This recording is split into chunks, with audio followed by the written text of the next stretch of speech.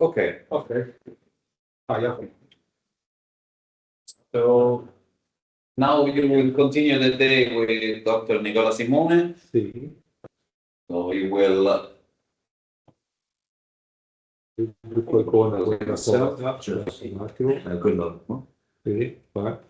Adesso mettiamo lo stop fermo. Testa. Questo Voilà. buono. Adesso. Perfetto. Okay. So I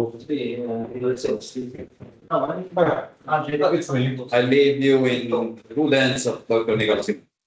Quando fai pausa, non mi sapere, Un'oretta, 5 minuti, un'oretta, 5 minuti, avete ceduto, ne avete tanto. un po' messo. Okay, buongiorno, good morning everyone. My name is Nicola Simone, I'm a biologist and I work as a CBRN advisor. I'm also government public researcher for Italian Ministry of Agriculture. And my main duty is about research in fat chemistry and vegetable oil chemistry and agroterrorism prevention. These lessons will be quite, this lesson will be quite long because I tried to cut all the cuttable, but yet there are 108 slides. So we will manage it, but it is very important because it's about biological warfare history. This is very important not for professional purposes or for methods or whatever. It is important to understand what is behind biological warfare. That basically it's human nature. And I really would like to focus on this lesson. I know it will be boring. I try to make it the less boring possible, but yeah, okay, it's a lesson of about history, so people would not like it. So before starting, I would like to know where are you from and what is your specialization, or please introduce yourself to better understand your needs. Please. Samuele Caruso, I'm from Fincantieri, the Italian naval construction group. I'm an international security manager, and I run the abroad program of crisis management and security management. My name is Michele Castoridi. I live in Latina and work at firefighters. Good morning, my name is Clementina Portario and I work as a geopolitical analyst for a corporate intelligence and risk advisory company. I'm Sara Scritti from the University of Florence. I'm an administrator. I feel I'm still partner. I'm video from the Italian. Giulio Pelate from Italian. Okay, so the Shamsi from the United Arab Emirates, and I work at the Dubai Police and the CBR Incident Response Department. I'm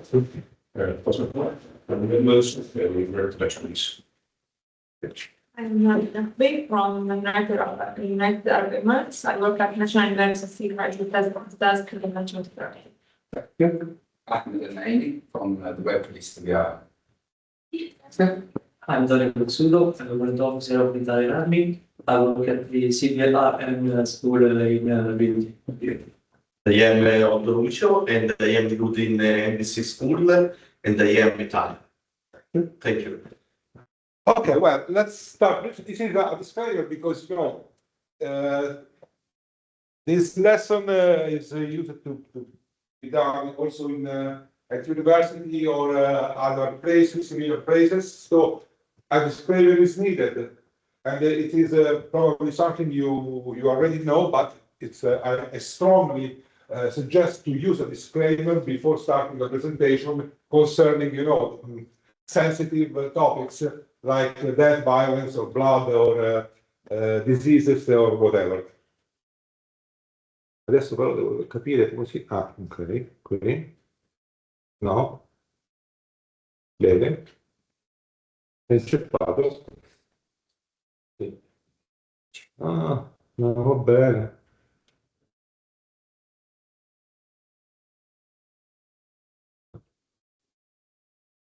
Okay, we start with some naturalistic questions about chemical warfare, biological warfare, or whatever. These are just few examples.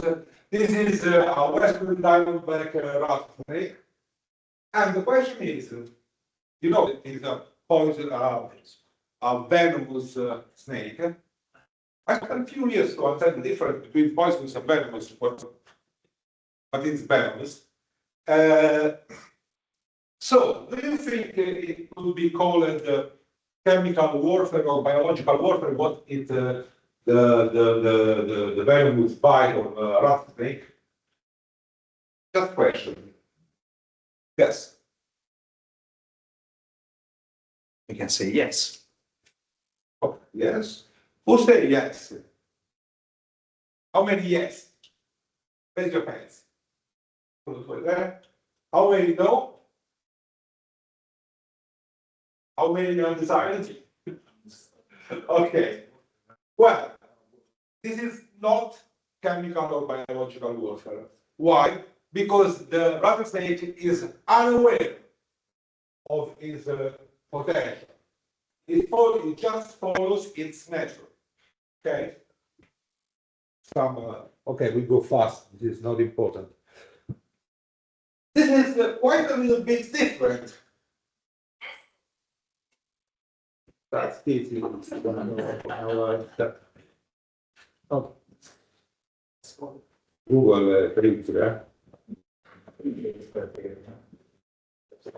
So this is quite a different stuff because you know Nemo, the fish, no, and is not venomous, but he adapted to live in between of venomous animals, and they are immune to the venom of sea animals.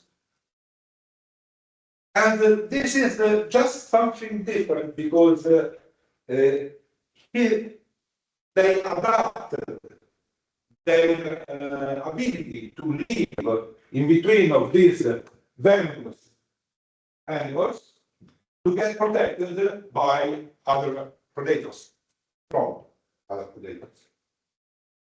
And at the same time, it's a sort of symbiosis because they make the animals clean of parasites and other stuff. Still cannot be called biological warfare, but there is something quite different compared to the rattlesnake.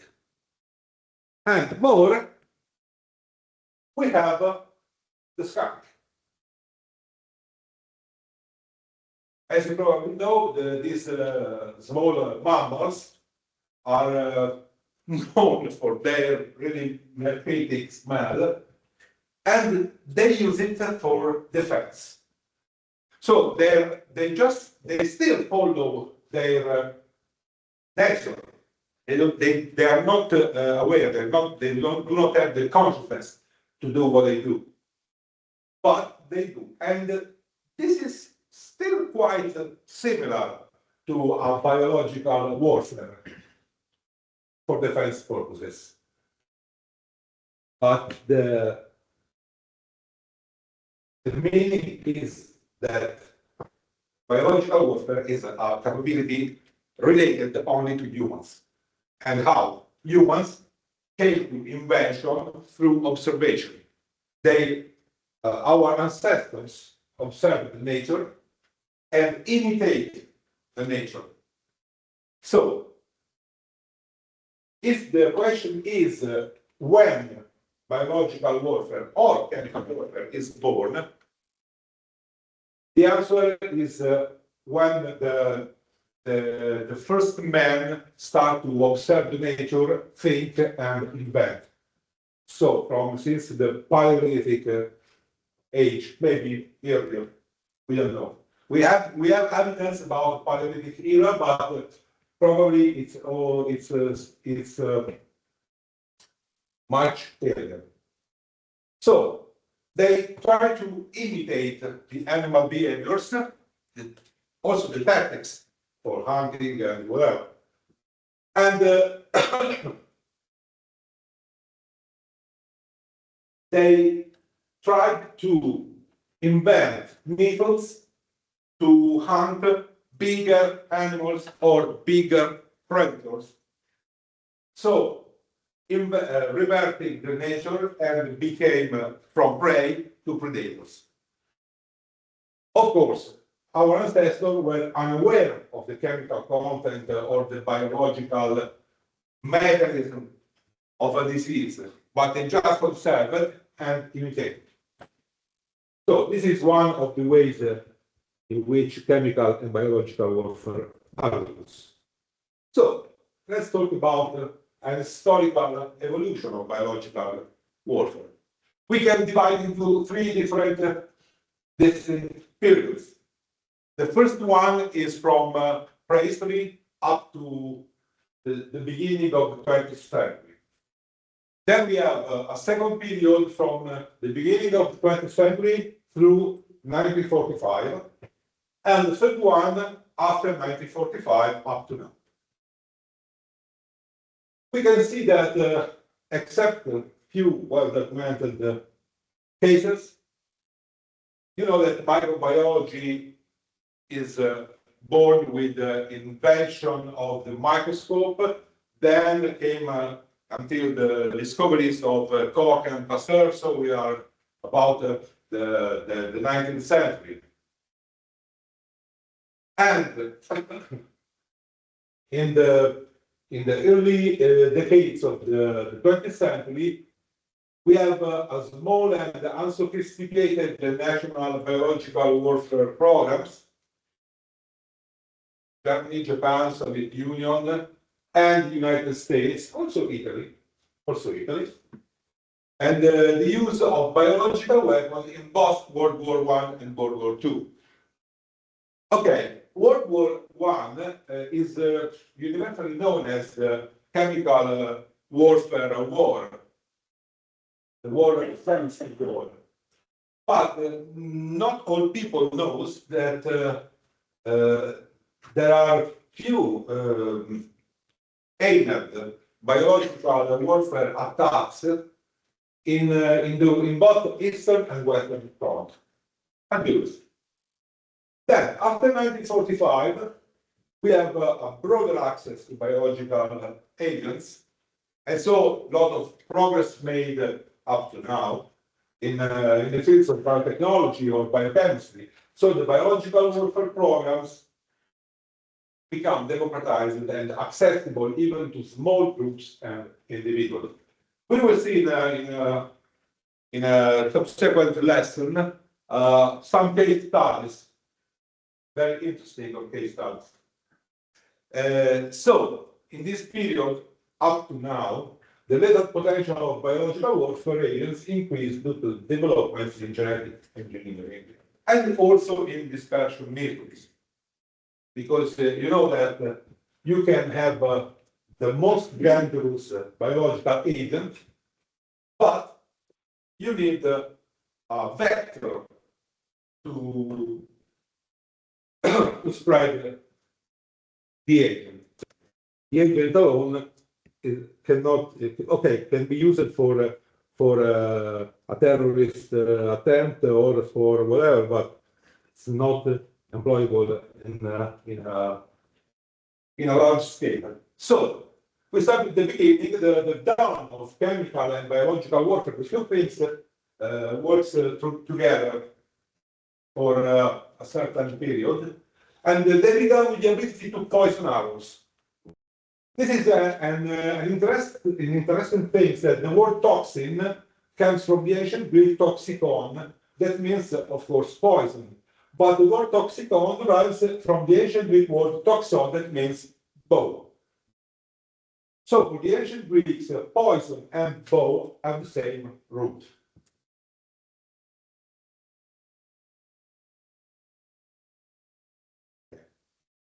So we have, okay, this is Space Odyssey. In 1968, the famous movie from by Stanley Kubrick, there was a strange monolith that appears from nothing and give intelligence to the proto-humans, sort of monkeys. You watched the movie? Have you ever watched the movie 2001: Space Odyssey? So, Years ago. well, this strange monolith came to probably, an alien monolith, came to the Earth and gave intelligence to the proto-humans, the monkeys surrounding the monolith. And what they do as the first thing, they start building weapons. Once they gain intelligence, they start building weapons. This is another image. A bonus of weapon. The truth in the real Paleolithic age, okay, we don't know a lot about Paleolithic societies, but we are certain that they knew the effect of some poison plants and many venomous animals. Then the aim was, of course, to prevail in the fight against the stronger or bigger prey or even enemies. These are the shape of the arrowheads that are carved and in different shape that still persist in many tribal populations in Africa and Asia. In the Western world, this was the most famous, the most ancient known toxic plant used for poisoning arrows, Aconitum napellus, Aconito in Italian. That is also quite a nice flower. And the molecules are aconitin and pseudoaconitin that are highly, highly toxic. And they discovered by experience. So, still, many tribal societies use poisoned arrows to hunt down big prey. But they also use it to have an important war advantage over other enemy tribes. And there was a famous case between Papua New Guinea versus Micronesia up to the end of the 19th century. And the Micronesian won against the Papuasians. So this is how they did. There was a war between the various tribes in the island of Papua New Guinea and Micronesia, Vanuatu, that's on the, and they both used poison arrows, but the Papuans used the normal lethal poisoned arrows. So I shot you and I killed you from my arrow or from poison. While the Micronesian used a strange magical poison that was capable of destroying a whole village. So this is still a matter of study between anthropologists, but we know that the Micronesian magic recipe was made mixing rotten flesh, feces of various animals, blood, dust, barrows, and other magical ingredients that were able to spread an unknown disease once one or more wounded Papuan warriors get back home, and so spread the disease. So the poison of the Papuans was stronger for instant killing the enemy, while the Micronesian do not have the need to kill the enemy, they just have to wound the enemy. So when the enemy gets back in the village, spread the disease and kill the village, destroy completely the village. In fact, in the long time, the Micronesians won the war. Okay, by killing everyone of the Papuans Islands. So this is basically the difference between chemical and biological warfare. We have other evidences from the Scythians. That was an ancient population, not tribe, population living in what is now Ukraine during the classical Greece era, and they were used to prepare a special poison, killing young vipers, and allowing them to decompose as well as human blood. And then they put together both rotten vipers and rotten blood and used the sediment to poison the arrow. We know that because we found inside ceramic vases. So at the end of prehistory, we have no evidence or records to help understand why the transition from hunter-gatherers tribes to ancient civilization resulted into the abandonment of poisons as a common weapon of organized violence. At a certain time, when the first civilization arose, they just stopped to poison other people. We don't know why.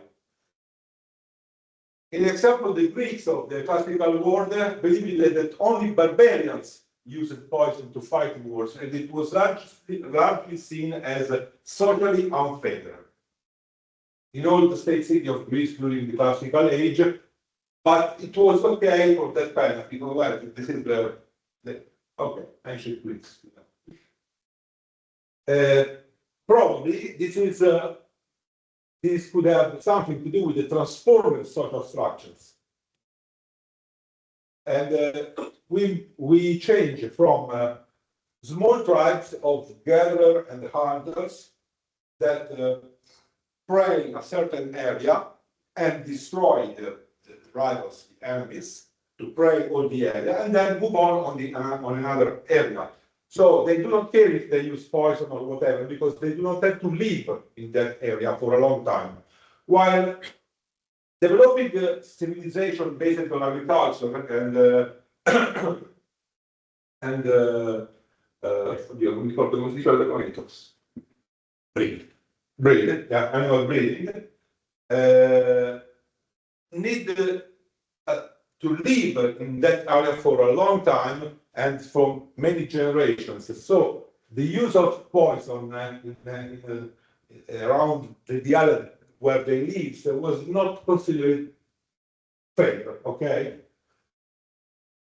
So whatever is the cause, with the birth of ancient Greek civilization, the use of poison in warfare largely disappeared. We do not have history, but they still use poison for that penalty. This is the death of Socrates, the famous philosopher, with the conium maculatum. This is the toxin responsible for the death of Socrates, the conin. Then we have the first plague in the Western world. Called the plague of Athens. Not true, because surely there were other plagues in the Western world, but this is the first documented plague in the Western world. And the famous plague of Athens is started during the Peloponnesian Wars, about 430 before Christ. And we know that thanks to the historian Thucydides. But was it really plague? We don't know. Let's investigate. These are famous paintings that I used to describe the plague of Athens. Well, we still don't know what is the etiological agent of the plague of Athens, but these are the words of Thucydides that they say the pestilence began to arise in Athens. It is said, yes, that even earlier had broken out in many places in Lemnos and other countries. Yet such a contagion and such a slaughter had not occurred anywhere in living memory. For it was not enough to cope with it, not even the physicians, who, not knowing the nature of the disease, treated it for the first time. Nay, they themselves died more than others, because more than others approached the sick persons, and no other human arts sufficed against the pestilence. These are Thucydides' words. But historians long sought to identify this disease, and well, it was traditionally considered as an outbreak of a bubonic plague. But there are some reconsiderations, because many scholars have led to alternative hypotheses, and these include typhoid fever, smallpox, measles, and even toxic shock syndrome. Others have suggested it was anthrax spread by the many herds of cattle concentrated inside the city walls. And based on descriptive similarities to recent outbreaks in Africa, and given that the Athenian plague apparently came from Africa, as Thucydides thought, it is speculated that it could be Ebola or another similar hemorrhagic fever. And okay, we still don't know, but these are just hypotheses, you know. So some scholars also say that it could be exanthematus typhus due to Rickettsia proepi by fleas or lices or other articles.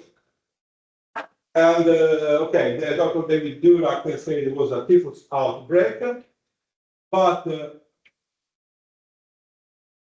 the theory of Dr. Durack was contrasted, because there are some discrepancies because of the absence of dramatic gastrointestinal symptoms not described by Thucydides, and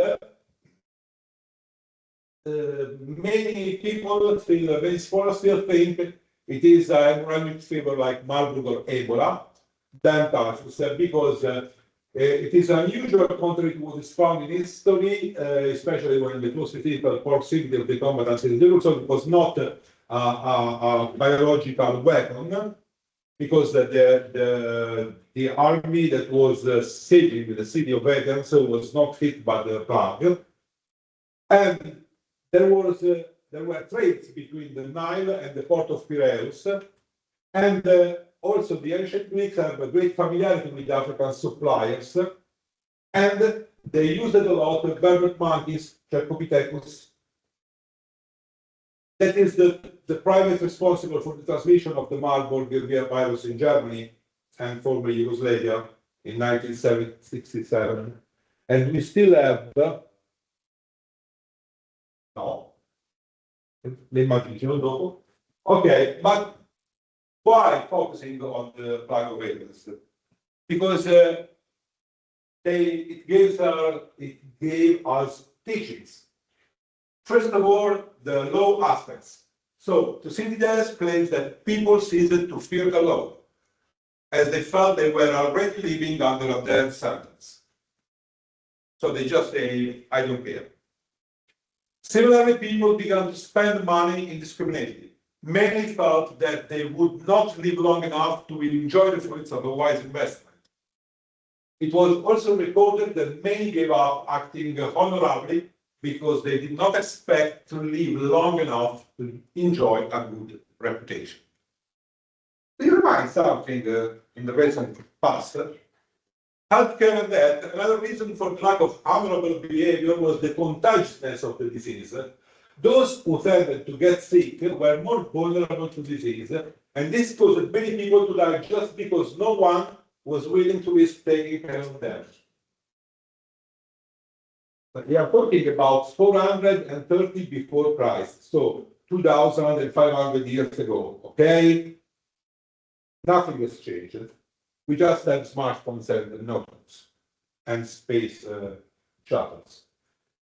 The dead were piled up and left to decompose or thrown into mass graves. Those lucky enough to survive the plague developed an immunity and then became the caretakers of those who fell ill. Then religion. The plague also caused religious doubts. Since the disease struck regardless of the piety a person towards the gods, people felt abandoned by them, and there seemed to be no benefit from their worship. The temples themselves were in a state of neglect as refugees from the Athenian countryside, and they forced to find accommodation there. Soon the sacred buildings were filled with dead and dying. So, it is unfortunate that this plague is not mentioned as often as it should be, because this is the first example of an epidemic with high mortality documented in detail in an advanced Western society, because the Asian society was really advanced for the period, and there was a society well organized by rules, laws, religious cults, and whatever. And studying this element in detail, I just highlighted some parts, teach a lot about the effect that a devastating epidemic can have on the social structure, on social individual behavior, on the crumbling of the pillars of society as so the human nature still remains the same. Well, just a few considerations. The plague of Athens is estimated about 75,000 deaths in Athens and its province.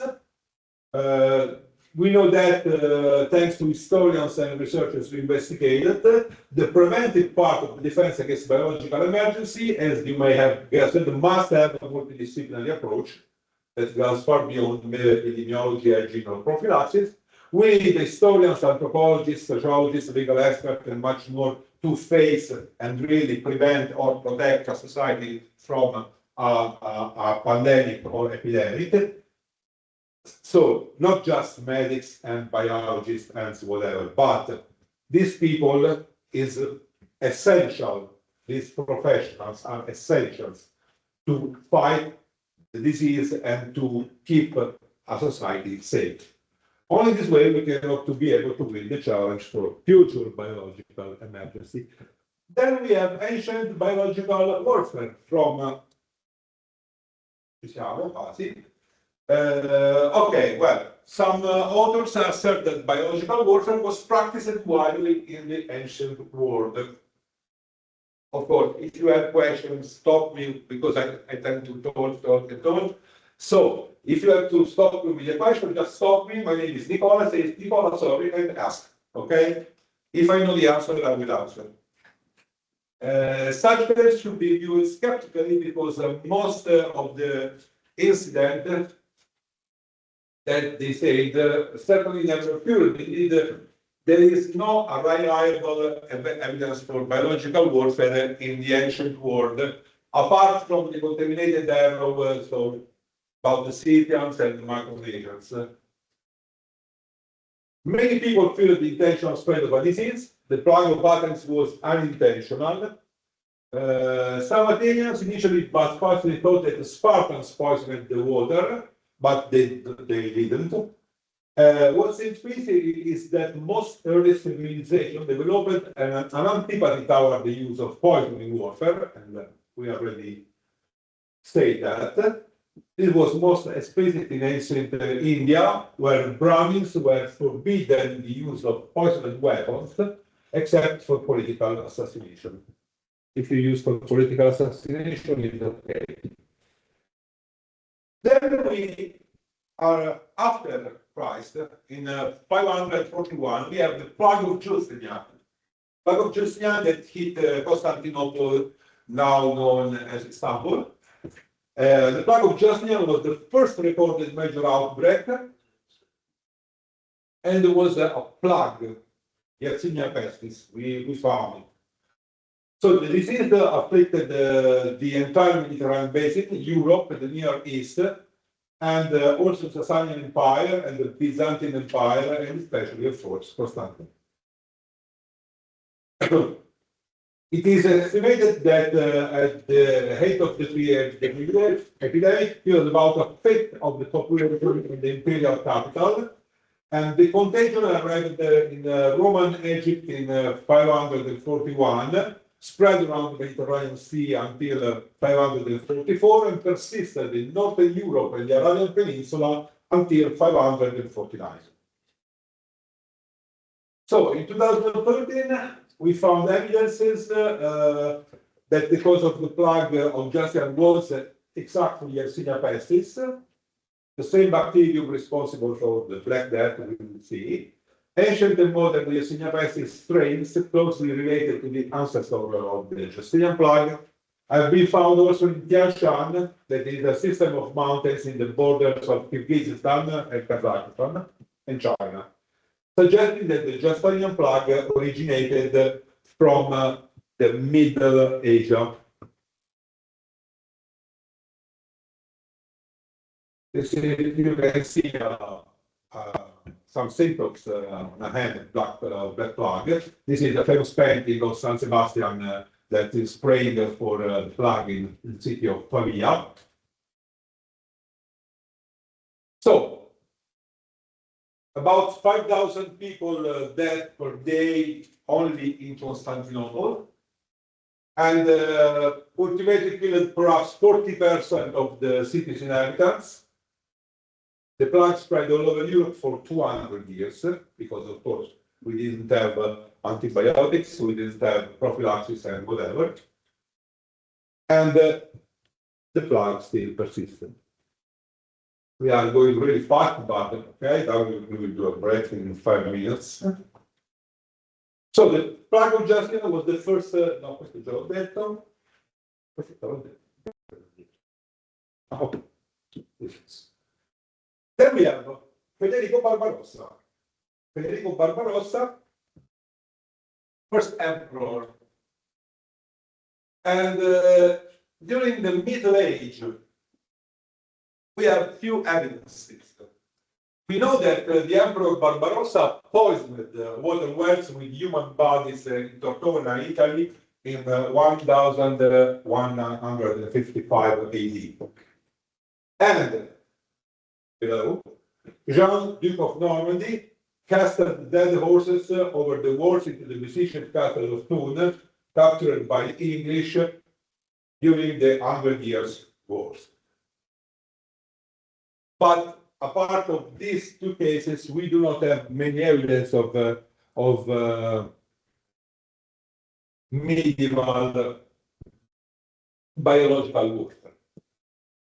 So this is a remarkable incident. Okay, it was not a biological warfare action, even if it was considered that for many years. But now scholars agree on this. Occurred in 1346 during the Mongol siege of Kaffa, that was a city ruled by the Sea Republic of Genoa in the modern Crimea Peninsula.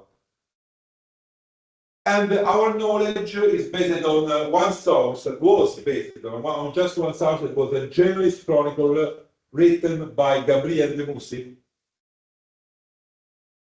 And he was not an eyewitness, but the Mussi wrote soon after the events, asking to witnesses, and he had access to people who had been present and considered it is up to now considered high credible.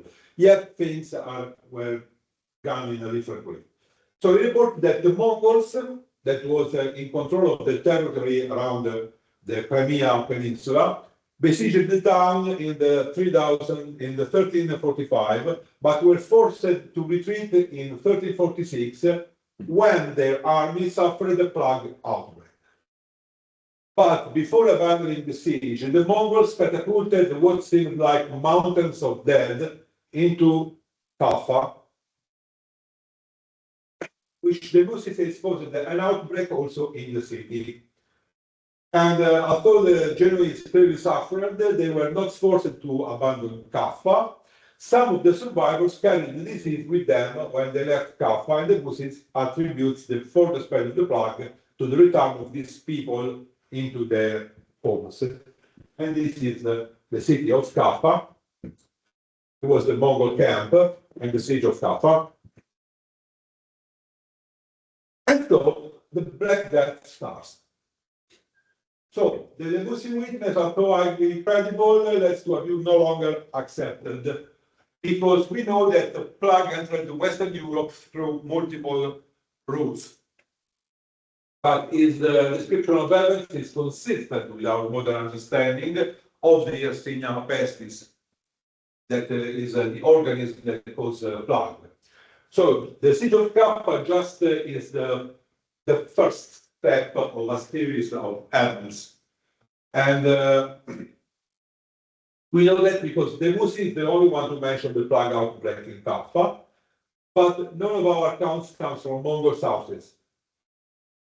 Even if the evidence occurred as described, we do not know for certain that the Mongols intended to spread the disease. However, this is considered the first modern use of biological warfare, if it still is unclear.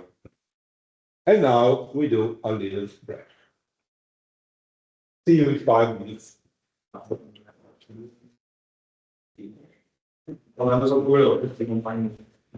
Am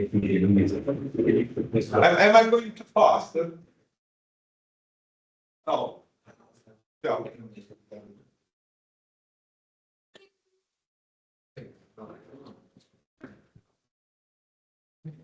Anche dopo è stato abbondantemente usato il metodo. Eh? Il metodo è stato abbondantemente usato. Però, sì, però sai cos'è? Non è... Salto di Malta. Secondata. No, c'è l'assegno di Eraclio nelle Venezia con Security. Cioè, ti porto un report di trovato una comunicata bellissima, roba recente, dove dicono proprio prendi dei carcerati, gli fai i vestiti di incarichi, o li mandi in mezzo ai giudici, fare gli impiegati, e tornano indietro.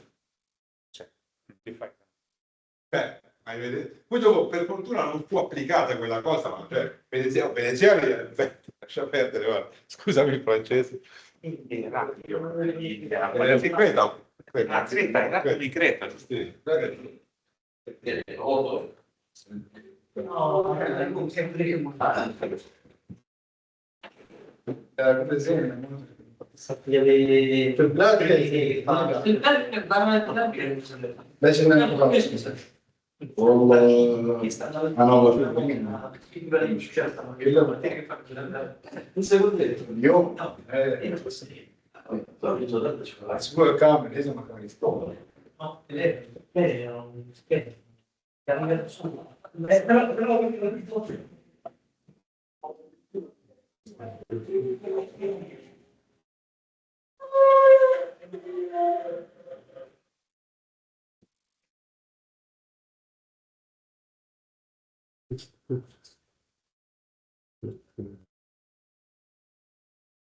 Ok.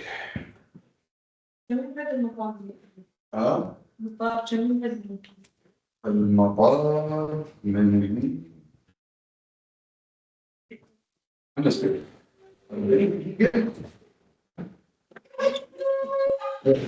non puoi.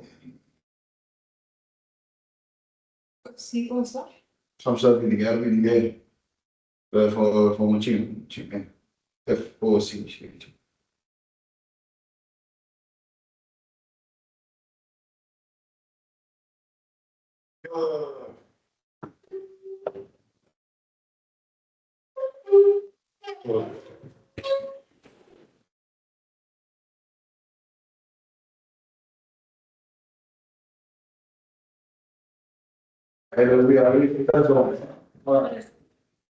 جربت بسبوت بسبوت دراجة اللي يكون فيها شيء لا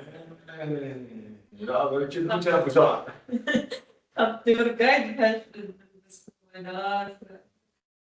اتوقع شفت الشيء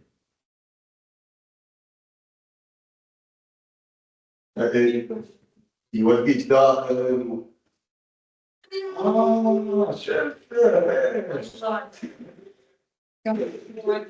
شفت يعني هو يعني هو قاعد بس يعني طريقة شيء فن يسوقوا بس ها؟ لا نزل لك المكان ويصور لنا في المكان يشرح لنا ويصور لنا حلو والله. لأن لو صرت بروحي يعني لازم تحسن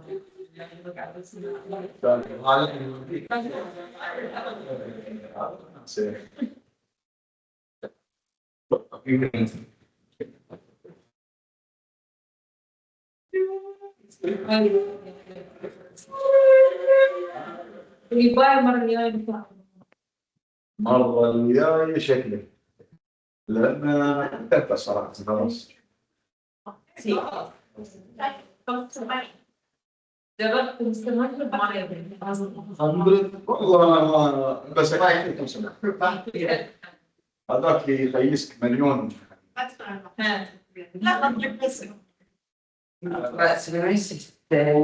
أنا بس شيء كبير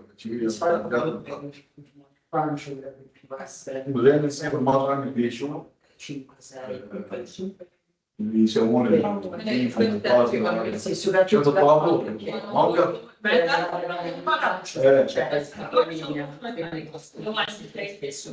كم خذلك؟ بس والله يمشي. يمشي بس. أنا هاي قلت والله ما أصير لا يمشي. أو يروح المطعم.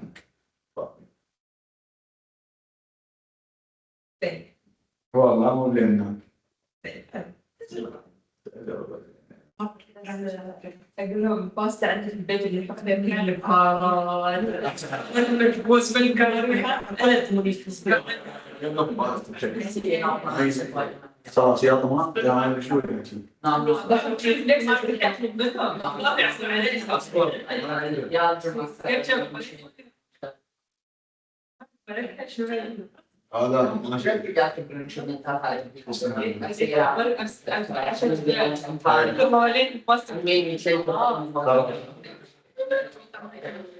يلا سكر فل استوى.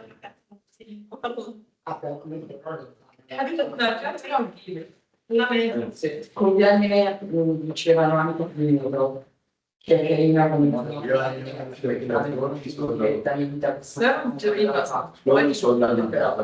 comunque una volta che non suona niente, veramente. قبلها فترة ولا بعد؟ الصغار اسمها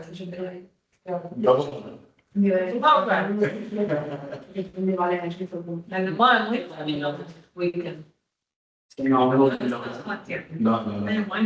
لا يعني ترى الروما يعني ترى ميلان يستوي. اوكي. يستوي.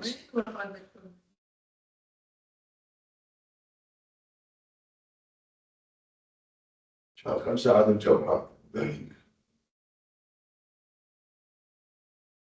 شهر 9 يكون بس اسبوع اتوقع صح؟ في فترة بس 5 أيام. ايه شهر 9 بس بعدين ما بعدين ما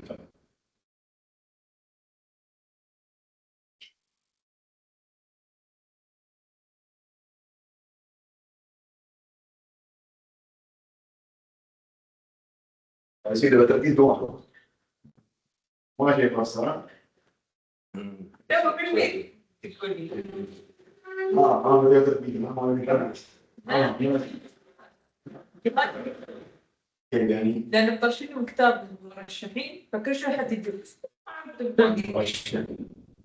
يقول مرشحين للإيجاز مطرشين عشان الشو حق الإيجاز إيجاز الشو هذا الإيجاز اللي كنت باخذنا أنت بالغلط هذا اللي قاعد تحط فيه المعلومات اللي رصدناها اللي يطلع على الرصد الثاني هذا اللي لست فيه بالغصب. عشان أرصد في الجروب اللي أنت ما دخلت فيه لين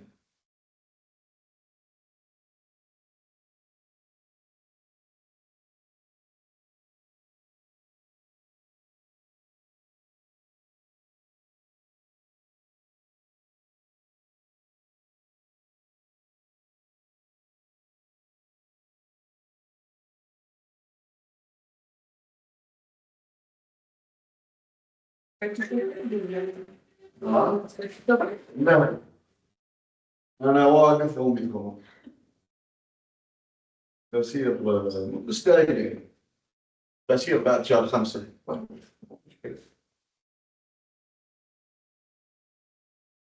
ما اعرف يقولون وانا يبغون يصيرون موقف ما ادري شو، ما في شيء بس الاوتفيت اليوم فلورنس، بس بعد وايد بعيد، بعيد سنة ساعتين يمكن أو 3 ساعات، وطلع علي يعني وايد يوم ساعة كم بسيارة قال يمكن ما يمكن درهم في السيارة. ما يسوى يعني. ما يسوى اولاد ممكن يعني هذا لازم يصير فلورنس، يقعد هناك كم يوم ومن فلورنس يصير هذا.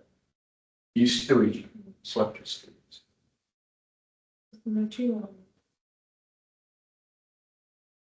بس لا الزحمة بشكل عام في المدينة. بس ويكند.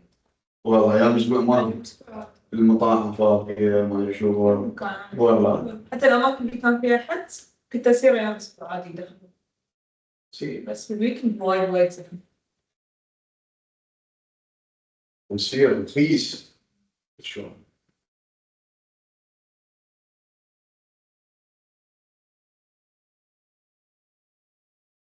ما شو ابن بريك عرفت؟ ما يوصلك بوصلك. كنت رايح يمكن عشان ما كنت. تتغدى دام نروح قال كله هو بس ما ادري ايش ما ادري.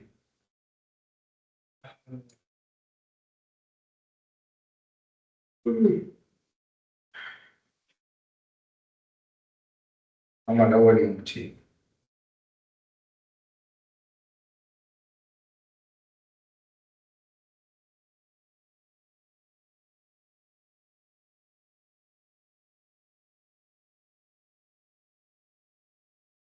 اريد يبون اليوم ما شفته؟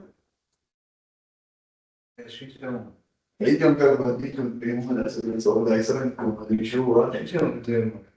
ما تلقى فيها الدواء. ما ذكرت. من ستور حتى قبل في مكان الغاز والغاز شيء مبرد وليك وكل حاجه واحد. قالوا انا اللي بوديكم ما برايهم لا يسرنكم ما ادري شو. بعدين نمشي معاكم في ما ادري شو شيء. قال له اوكي كم مشكله. زين. اي يوم ساعه. بالنسبه لي كان صور صور لا يسرني. الدكتور بيقول انا اعطيت الويكند يوم تصور. لا في صور قلت لا ما تخيل مو ورانا قال اسكت اسكت اسماعيل وسيد محمد ما يعرفون الدس هاي على اساس ان نعرف هذا فبعد السعاده اقول والله بس ما نواجه ما صاير شوف مصور ما نقدر صور شي ساعه او شيء لا كان ماني صاير يقول فلان شوف يقول انا ترى رمز قال لي ما عندي شغل. كله عندي شغله غير. والله ما ينفع حياتي ورا بعض. خلص من شيء صار لشيء ترى مدور ملس. انا كنت اقول لك بسرعه هو وايد بسرعه. لا الصراحه اسرع واحد صراحه. اقول لك حتى حط مهندس من الحين. انا يسوي خلص اموره ترى كل شيء يسوي اتذكر يوم هذا لا من الحين بعد ما يستدري حطوله شو مهندس حطوله مدهس تيجي في الاسم تربطه باسم حطوني مهندس ولا شو قالوا حصل يا ابوي الاسم توصل حطوني مهندس حطوله مدهس حطوله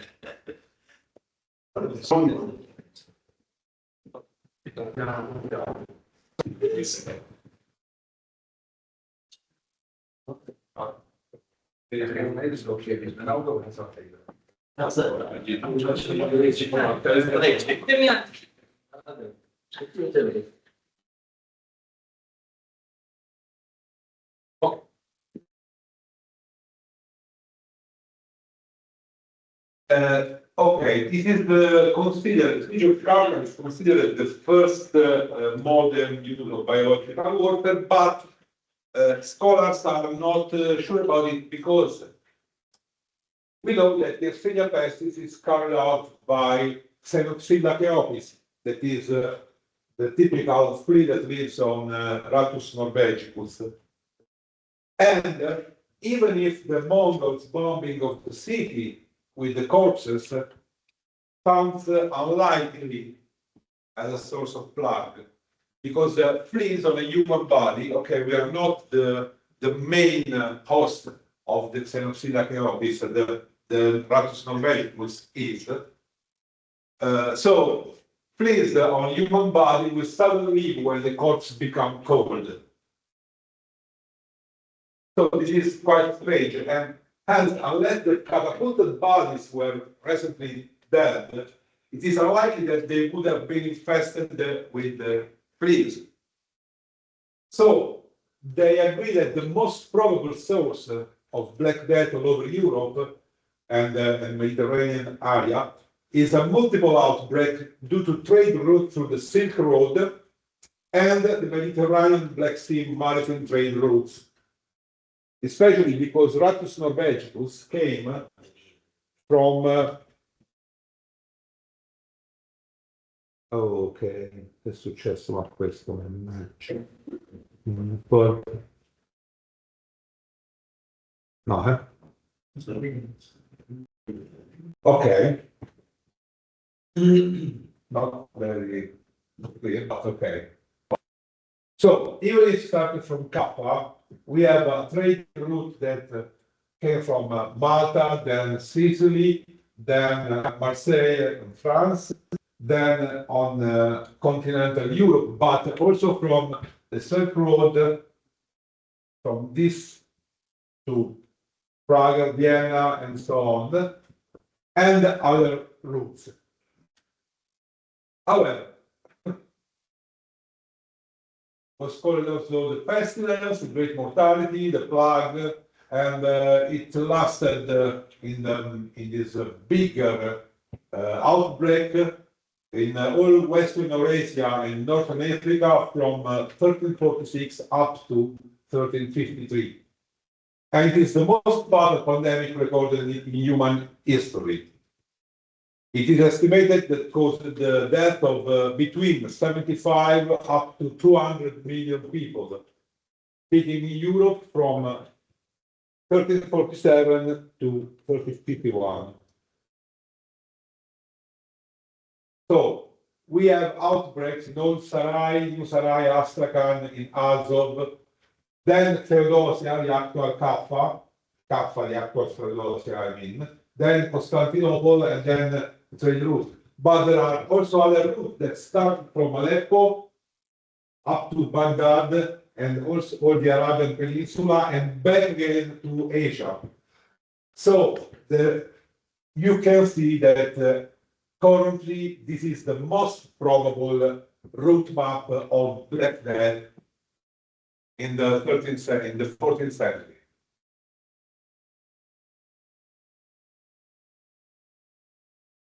So we also have the first personal protective equipment, because there was a new figure came out that was the plague doctor, that were people that using a special protective equipment made of leather and woxed fabric and big gloves and rods to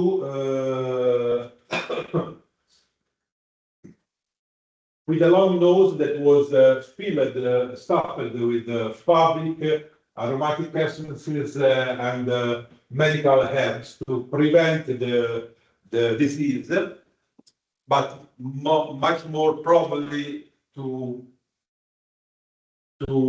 decrease the intense smell of dead bodies, of the corpses, the rotting corpses, and also alcohol and other to prevent somehow. Even the use of alcohol to wash alcohol or vinegar to wash hands and clothes was a sort of proto disinfection of hands and protective equipment. This is an original mask made of leather and clay in the museum of in Germany. I don't know where. I don't remember where. So this is the plague doctor, and also the Black Death also affected the music and the paintings and the costumes or of all the Europe. So the consequences, of course, are immense because every field has been affected from art to music, as I told you.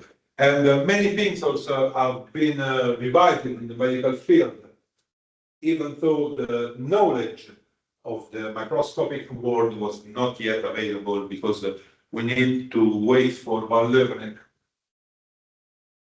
But the concept of quarantine, as well as that of Lazzaretto, that was a hospital for contagious patients, were born in these years, and the city of Venice became a pioneer of prophylaxis procedures.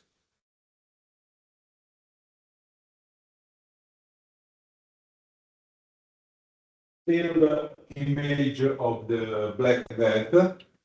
This is from the city of Siena. This is the triumph of death of Peter Bruegel, the other. Well,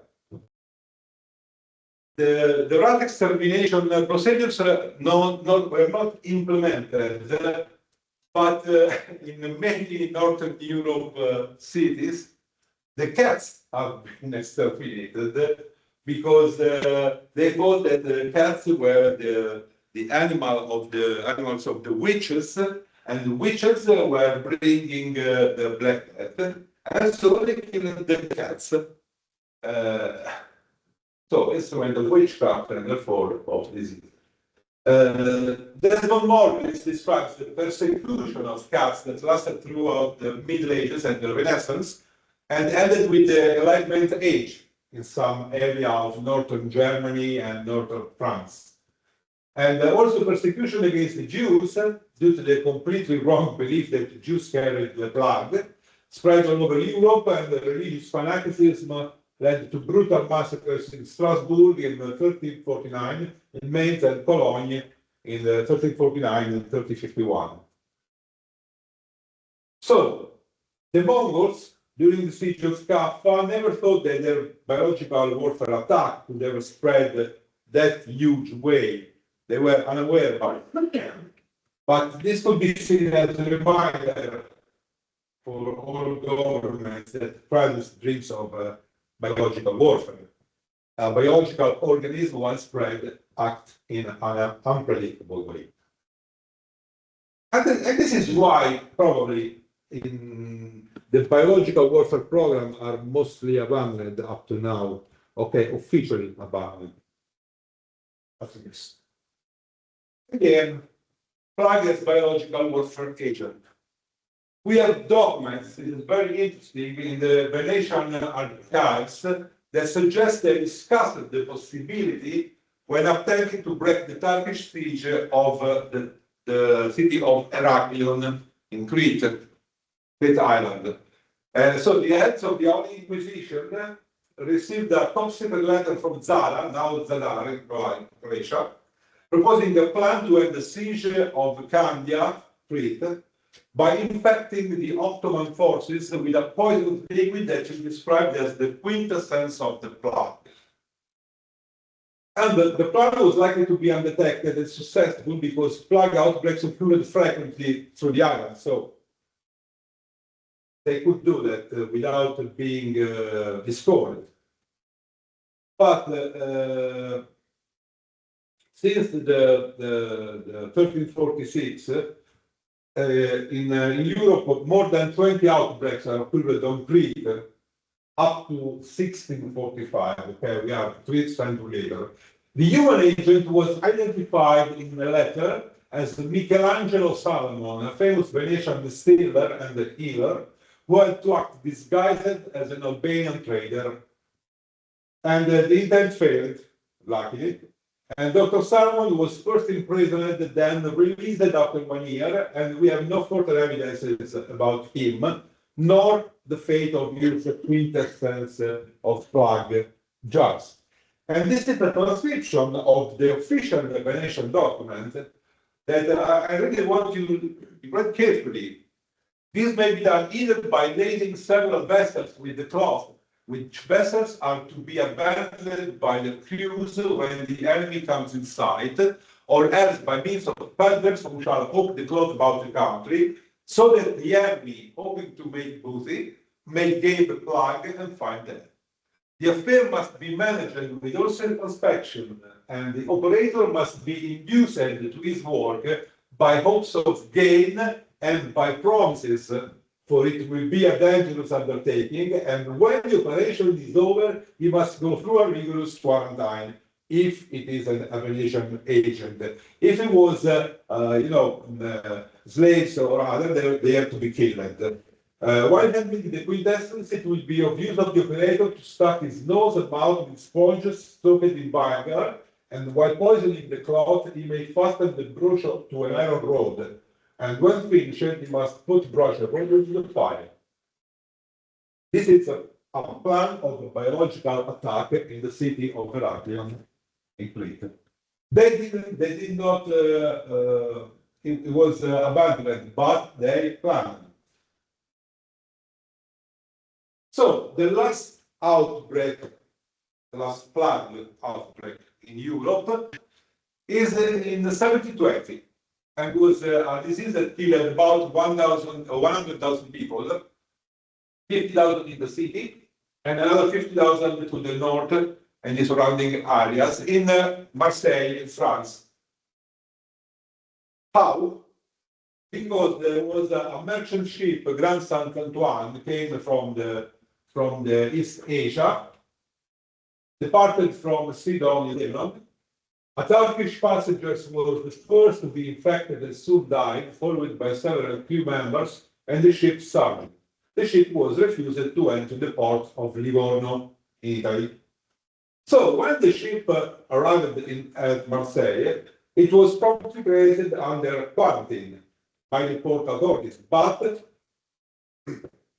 the merchant of Marseille said, no, okay, they are carrying silk, precious silk, it could be spoiled, we need to sell it, we need to refill our markets, blah, blah, blah, blah, blah. So the political pressure about the shipment of this ship forced the authorities to break the quarantine and let the ship goes into the port, and so a few days later the disease broke out in the city. Do you remember something about this in the recent past? So hospitals were quickly overwhelmed, residents panicked, driving the sick from their homes and out of the city. Mass graves were dug but were quickly filled. Eventually the number of dead overcame city public health efforts, with until 1,000 corpses lay scattered and in piles around the city. Okay. So we are still the same. Scientific passage, but we act and think still in the same way.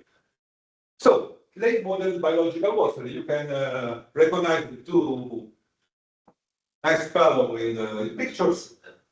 During the late 18th and the early 19th, we have several documented attempts to deliberately spread biological agents. Although there were no significant advances in medicine, we have Anthony Felix van Leeuwenhoek that discovered the existence of microorganisms. But we have to wait until Louis Pasteur and Robert Koch proved that microorganisms could cause disease in humans and animals. So the first identified human pathogen was Bacillus anthracis. Thanks to Robert Koch. Was described in an article dated 1876. Then, I think Yersin. So, Alexander Yersin was the discoverer of Yersinia pestis, formerly known as pastorella pestis.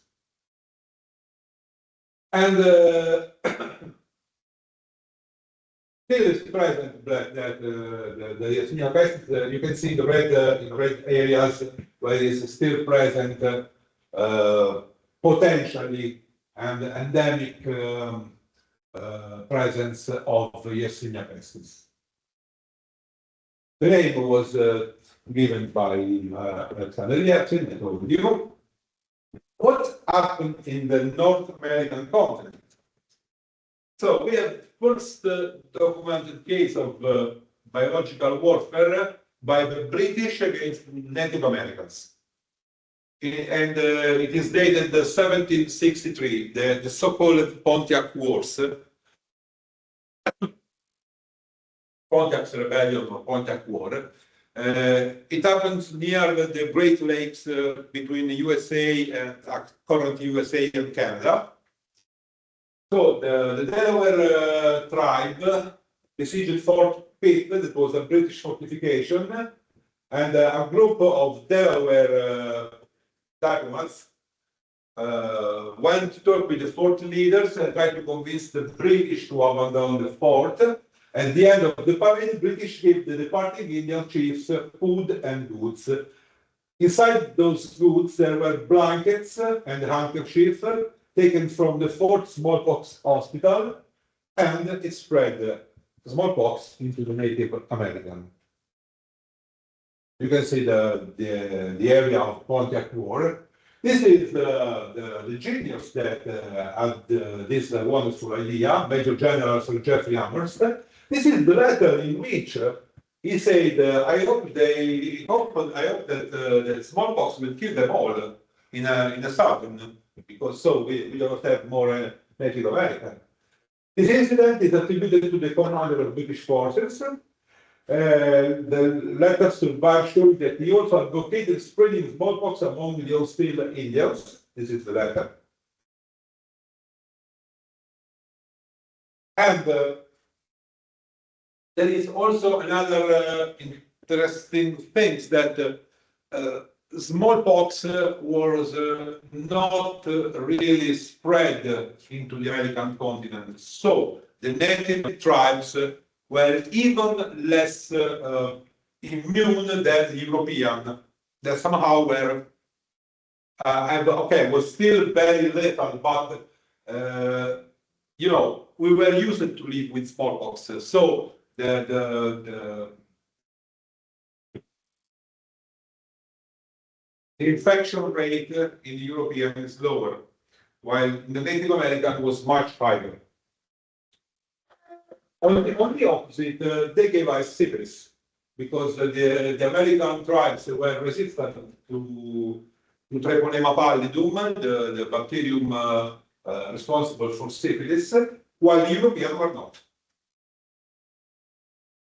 So, some British soldiers deliberately tried to spread the smallpox, so the idea of disseminating disease was discussed at the highest level of command in British North America, and the senior officers condoned the action. Not all were complicit of the strategy. Many British troops and colonials were not immune, given that there was no European smallpox vaccination at the time. Even some senior British officers were vulnerable, less than enthusiastic about the deliberate spreading of the disease. Here are some other illustrations. Also in Southern America, we have Thornton Strauss, a famous anthropologist, that reported the use of smallpox as for the same reason of the Northern American into the Indios tribes of Brazil to decimate their villages and take the land for animal breeding or for forestry or for whatever. But the Brazilians always denied this thing. Anyway, it is considered a heavy predator. Other third episodes, we have a plague outbreak in Tunis in 1784. there was a considerable tension between the local Muslims and the European Christians residing there. The Europeans isolated themselves from the rest of the city, and in reaction, some Muslims buried flag victims near the European enclave and tossed the clothes soaked in the post from the flag into the European sector. We have better documented this incident during the American Civil War, in which a Confederate physician tried to spread yellow fever in northern cities and among Union troops. We have in one occasion the North repatriated some southern prisoners of war who were sick with smallpox, which led some southerners to claim that northerners deliberately sought to spread the disease, but there are no evidences of intentionality. You can see the picture, the symptoms of smallpox and the photo of the virus. Smallpox in Australia. Also, some historians argue that the first smallpox outbreak in Australia occurred in 1789, was just over 1 year after the establishment of the British colony, and that could have been deliberate. The colony arrived in January 1788 and faced numerous difficulties, including increasingly hostile relation with the nearby Aboriginal peoples. So the British authorities discovered that the smallpox outbreaks had erupted in the Aboriginal population, and the outbreak, of course, for a question of lack of immunity, devastated the Aboriginal population. The governor Arthur Phillips said that about half of the Aboriginal people living around Sydney Cove died during the outbreak. Some later estimates have been quite higher. This is Seth Carus of National Defense University in the United States that wrote in 2015. Ultimately, we have a strong circumstantial case supporting the theory that someone deliberately introduced smallpox in the Aboriginal population. So, at the end of the second part of this presentation, we have fields of intentional disease that existed before the beginning of the 20th century. Some people thought about spreading disease. Such intentions were rarely acted upon. But it is also evident that such actions usually had little effect, local effect. The most catastrophic use of biological agents would have targeted indigenous populations, such as the alleged deliberate introduction of smallpox in Australia. That is the lesson to learn in this second part, is that biological warfare commonly hit the civilians more than an army or a government. That's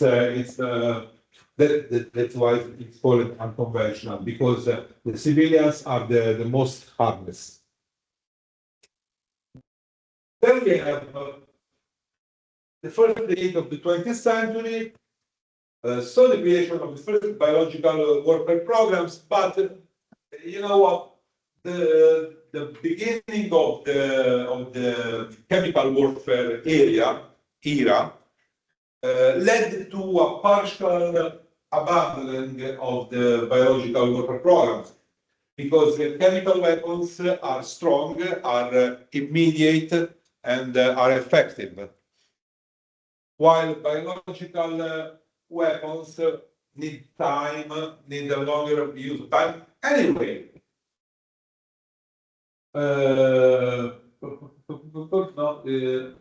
so it starts from the German with a biological warfare program that is started to being developed in 1915, because they started producing several animal pathogens, particularly Bacillus anthracis and Burkholderia pseudomallei. Why? Because at the beginning of the World War I, most of the artillery was trained by horses. So the Germans thought, okay, we contaminated the soil and killed the horses, so the artillery can't move. basically. And they tried. And they had quite a success. So, the German giving also the birth to what is now called agrobiological warfare or agroterrorism. But they also attempted to spread disease in Argentina, Finland, Russia, France, and the United States, and even other countries as well. Stocks of Germany's biological agents were discovered in Romania, but it is not known if they were used there. And there are also evidences that the French also mounted biological sabotage operation in 1916 with the same purposes of the Germans, so to kill the horses for the train and artillery.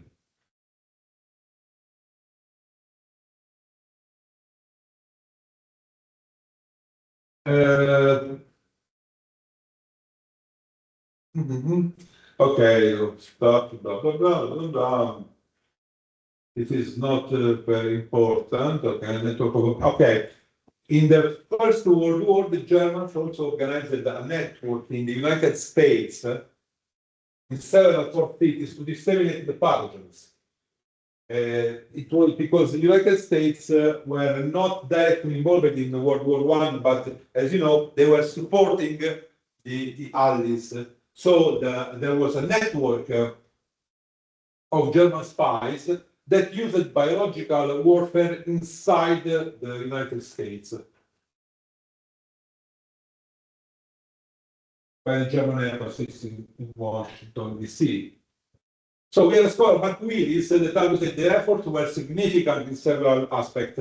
First of all, it was the first organized state biological warfare program. And second, it was the first biological warfare program that relied on a scientific understanding of the disease, based on the microbiological discoveries of the previous decades. The third is it was one of only two biological warfare campaigns mounted in wartime. And the fourth, it was the only substantial biological warfare campaign undertaken by clandestine state agents, spies. We have other countries, so France, Hungary, Italy, Japan, Poland, the Soviet Union, for various scopes. But we have evidence that the French killing horses did the same with the Germans. The Japanese program was by far the largest, with more people and resources than all the other countries combined, and conducting a series of experiments also on cities, war crimes, civilians, and committing a long string of war crimes up to the Second World War. But they started at the end of the First World War. Then we finally have the Geneva Protocol in 1925. This Geneva Protocol, you can read it, contains just one article that is more a declaration of intent than other, but it is a beginning. And in this article, it says that the signatory states refuse to use poisonous gases and poisoned ammunition. So it was the first explicit ban on the use of biological agents as weapons of war.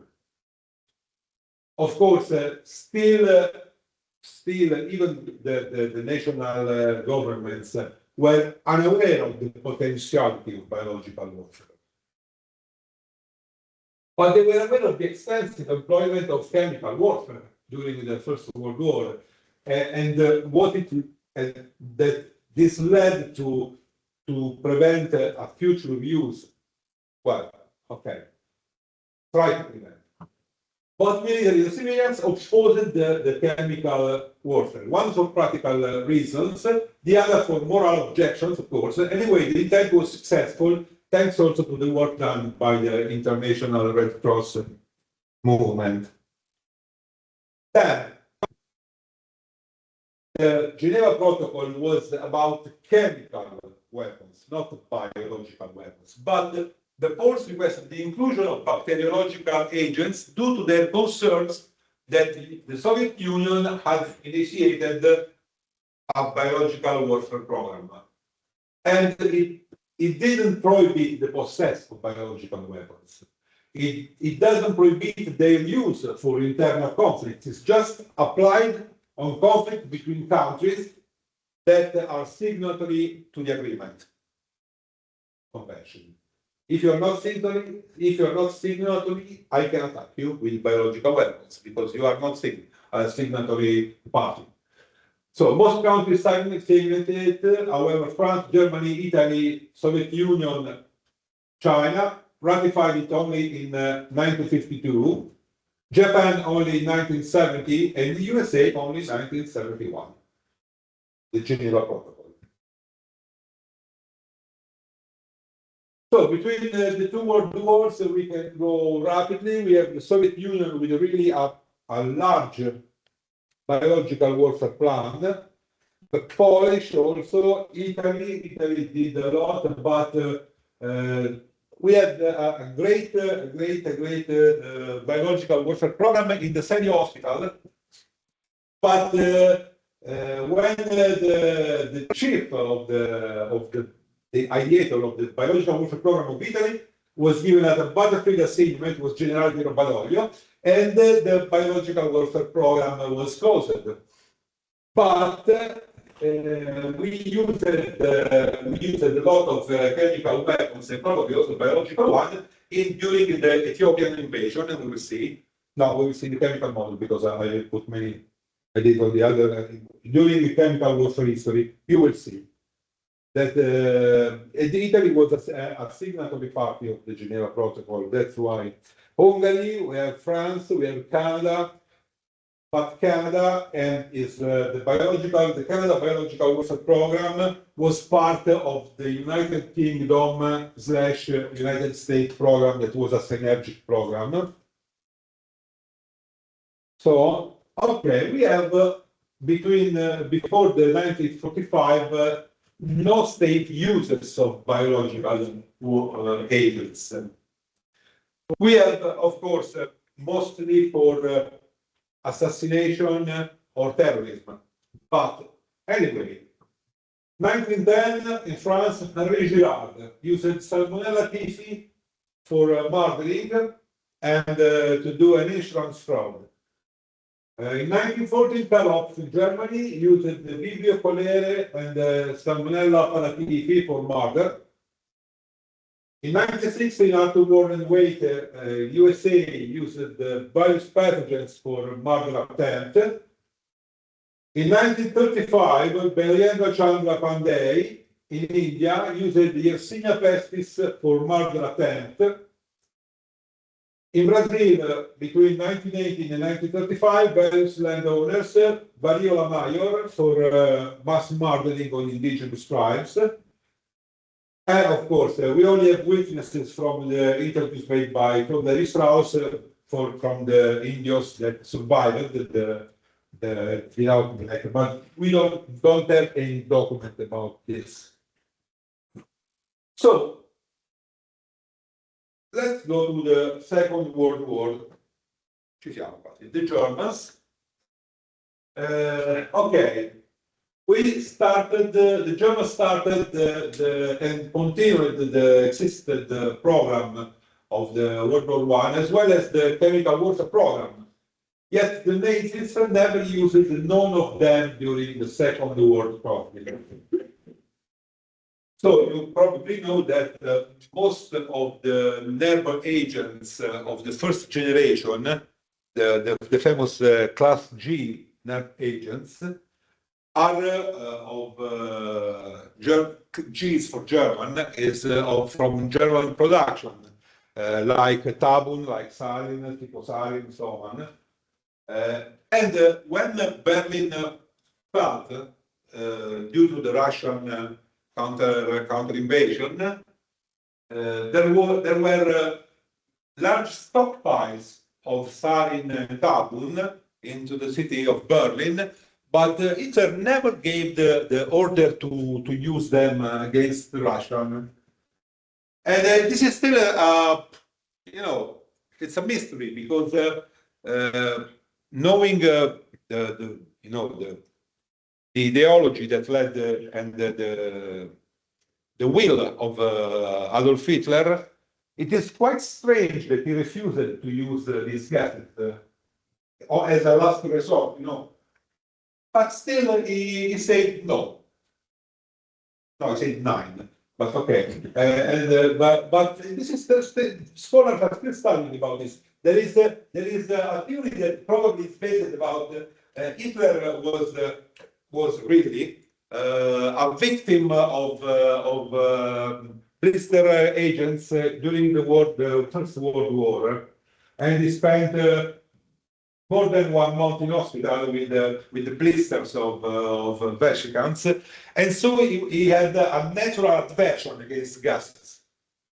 But this is just speculation. We have no still. However, Berlin was falling. They had nerve agents, but they never used it. This is a quite strange thing. At the end of the war, the Allies found large stock of chemical weapons that was unused and, of course, confiscated. The theory of Hitler, blah, blah, blah, non-documentation, and we know anything about biological weapon stockpiles. But the infamous leader of the Second World War biological warfare scene are the Germans. You know that most everyone knows about you know the experiments on human carried out by the Nazis doctors inside the concentration camps and so on. But the common people usually do not know what the Japanese did. That was much worse.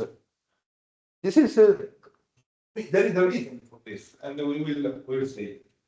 So it is significant for several reasons. First of all, the Japanese used their agents in the occupied China in the most extensively known employment of biological weapons, probably killing tens of thousands of Chinese, mostly civilians, with biological weapons.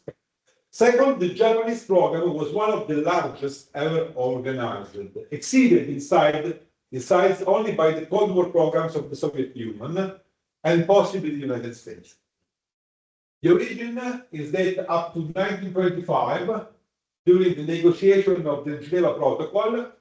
There was that man, Ishishiro, an imperial Japanese army physician, that became convinced that Japan needed to develop biological weapons, believing that biological warfare must be an effective form of warfare, and the Western power wanted to ban it. So you want to ban it, so it's effective, so I will use it. Mentality. And we come to this is the structure we are currently called the Harbin in China, in the Manchuria province, Manchukuo. There was the main building structure of the infamous Unit 731. And it is born in 1932, the first biological weapon research facility in Tokyo. There was here the Japanese occupied Manchuria, that is the picture you see, and the program was further expanded in 1936 with the organization of Unit 731, known as the Quantum Gun Epidemic Prevention Division, but it was not prevention. This is a picture of the officers of the Unit 71. Was divided into 8 divisions. Division 1, research on bubonic plague, cholera, anthrax, typhoid, tuberculosis, using live human subjects. For this purpose, a prison was constructed to contain around 300 to 400 people for experiment. Division 2, research for biological weapons used in the field, in particular the production of devices to spread germs and parasites. Division 3, production of shells containing biological agents, there was in Harbin. Division 4, bacteria mass production and storage. Division 5, training of personnel. Division 6 to 8, equipment, medical and administrative units, for a total employment of more than 10,000 members. So, the program, of course, was quite primitive. They developed methods for disseminating fleas infected with Yersinia pestis, as well as bombs that could be filled with agents, larvae that could explode and generate infections droplets. And also they experimented with an aircraft sprayer spraying biological air. They abandoned the airport after only a few tests, and they appear to have dropped contaminated food from planes and used soldiers to pour pathogens larvae into water supplies. So it is most notorious for its research activities, which included extensive human experimentation. It's also well known for experiments on prisoners and civilians, including frostbite experiments. This is a real picture taken from Unit 71. Experiments on chemical warfare and biological warfare agents, rape and forced pregnancy to study syphilis transmission from mother to child. In Arpin, now there is a museum. This is a surgery table, of course. And you made it's fiction, but based on the real picture from the Unit 71, the main building now is a museum in Harbin. And if you go to travel to China, you should go to visit. Okay, not suited for children. Okay, and not for delicate people. Okay, but you should see it. There was also another original picture. Other original pig, they are disinfecting a corpse after the experiment. This is the perimetry of a cell block. So, people were exposed to different biological agents, and the cause of the disease was studied. In some cases, the victims were dissected while still alive.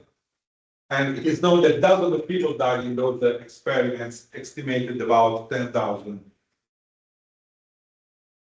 They used the biological warfare capabilities against the Soviets and the Chinese on multiple occasions.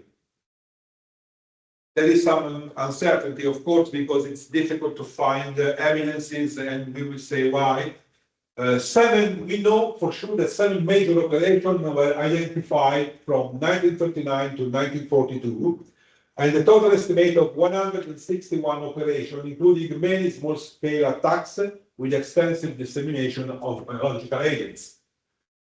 The first one, one of the earliest attacks in October 1940 in the city of Ningbo.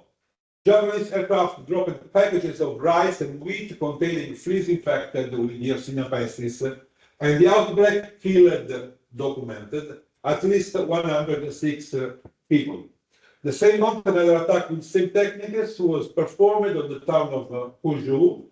The outbreak emerged far more slowly, but lasted until 1941, with at least 3,000 victims. On civilians, they just experimenting. It's science, love of science. In May 1942, the Japanese spread Yersinia pestis on the Zhejiang Sea Railway. As the Japanese began their withdrawal in August 1942, they contaminated water supplies with the organisms responsible for causing cholera, typhoid, and paratyphoid. They also spread Bacillus anthracis in rice fields, released fleas infected with Yersinia pestis, and gave the Chinese cakes contaminated with unspecified pathogens. Of course, all these activities were conducted under the direct control of Shiroishi. Remember this name, please. At the end of the operation, the Japanese reported the infected 3,000 Chinese prisoners of war by giving them food contaminated with the organism responsible for typhoid and paratyphoid fevers. The prisoners were then freed to spread the disease further. A Chinese account claims that the Japan biological warfare attack caused 1 million people to become sick and killing a few tens of thousands. It is impossible to verify this estimation. The Japanese also managed to infect many of their own troops because, biological agent is not that does not obey to the orders. During the operation, causing 10,000 Japanese soldier to become sick and killing the 1,100 to 1,700 due to the blowback effect. Also, Unit 71, well, also in Soviet Union, blah, blah, blah, okay.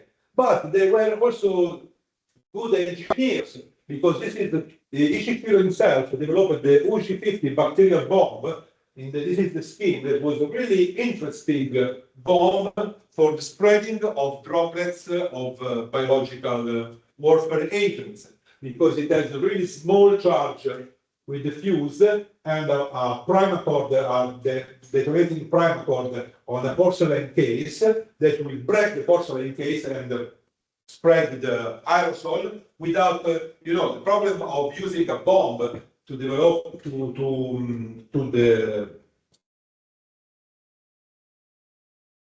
to bring a biological warfare agent into the field is that the explosion will generate high temperature that will sterilize material, that will kill all the biological agents. Ichi, you see the prime cord in the bomb, used an explosive cord along the porcelain case that will just break the case and develop the aerosol. So it was also intelligent as an engineer. But okay, what happened at the end of the Second World War? That with the defeat of Japan, the major officer, the commanders of the Unit 71 fled, surrendered to the United States, and said, "We have scientific knowledge to share. Please don't kill us." And the Americans didn't kill them and give them American citizenship. And Shiroishi died by aging a few years ago as a free American citizen. Yeah. While the Russians were quite more smarter, because they come si dice? They took the officers, they forced them to share their secrets and then hanged them. Anyway, the Ishii immunity deal was concluded in 1948. It was never prosecuted for any war crimes. And the exact whereabouts of occupation were unknown from 1947. Even Masashi Kitano, the second in command, and you can find this paper, I will not give you the name, but you search it, published post-war research articles on human experiments, just replacing the word humans with the word monkeys. Search on Scopus, you will find it, if you are smart enough. The Japanese knowledge of biological warfare proved that to have little value for the USA. We already know that. And now it's time to go for lunch. So I told you that it was not a really nice lesson, because it's talking about, brutality, about crime against humanity, but this is human nature, okay? We are not over with that. There is always a Shiroishi somewhere, and we must be aware of it. Okay, have a nice lunch. Thank you. Thank you.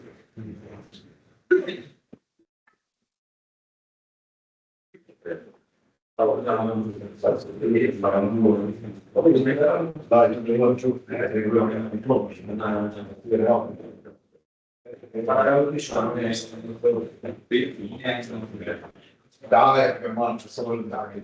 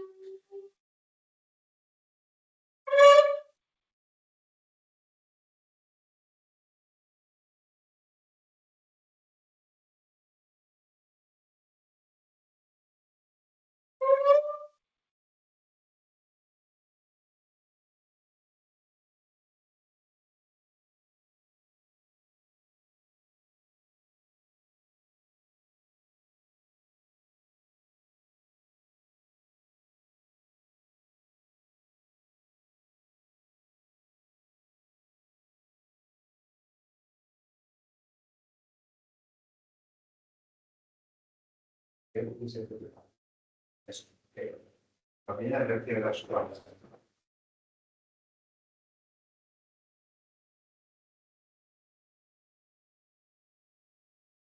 Mi pare che le certificate del numero contratto, non mi fare scoprire le cose che c'hanno di gusto, Che costano. Poi io Esatto. faccio il traduttore un po' in inglese. No, tanto vedo il PDF, poi è imparata niente. io non avevo visto, non ho riportato. Poi sul Tuo sito, grazie mille. Dovrebbe essere comunque questa storia, cioè, non ti cambia la vita sapere queste cose, è una lezione che sta per capire come funziona l'uomo. È un po' crudo, io alla fine, cioè, penso che trovo sempre gente abituata, però è roba troppo lenta da digerire. La devo presidente, scusami, ma ho avuto No, vai tranquillo, un problema in mezzo. ti capisco benissimo. Questa è già adesso condivisa sulla parte, la trovo già dentro. Oddio, allora, quelli dell'anno scorso dovreste, c'erano sicuramente, quindi quello è stato già condiviso. Adesso devo sentire la segretaria Colomba, perché ho fatto dei piccoli maneggiamenti, e poi ci sono dei refusi ancora, a parte gli occorrenti, in parte qualcosa, i refusi non finiscono mai, però sì, per bene o male sono concentrati. Tanto ripeto, questa è una lezione di storia, non ti porta nulla di cose pratiche. Storia è la base perché prende.